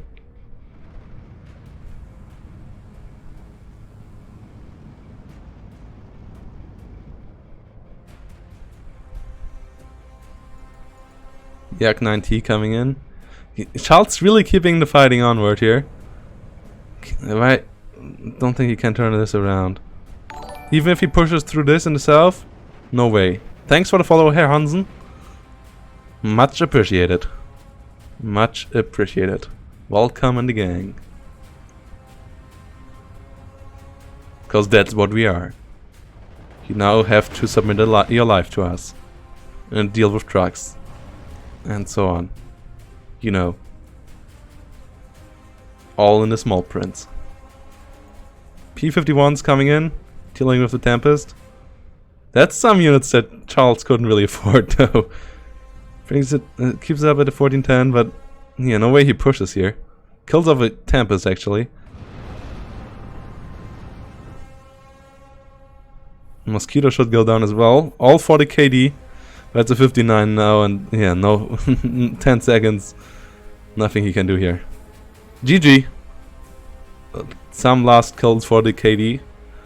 Might get it a bit closer to each other. Yep, actually really close to each other. Good fight there by Charles, but the airplay of Gonzo was just a bit too much, and the infantry and the support gunplay of Gonzo as well. Like 6-pounders keeping all the tanks of Charles in check, and then using the crumbles for really, really good fire support, or the Centaurs, actually. Herr Hansen is actually from Finland, I think, he said. So, not all people here are Germans.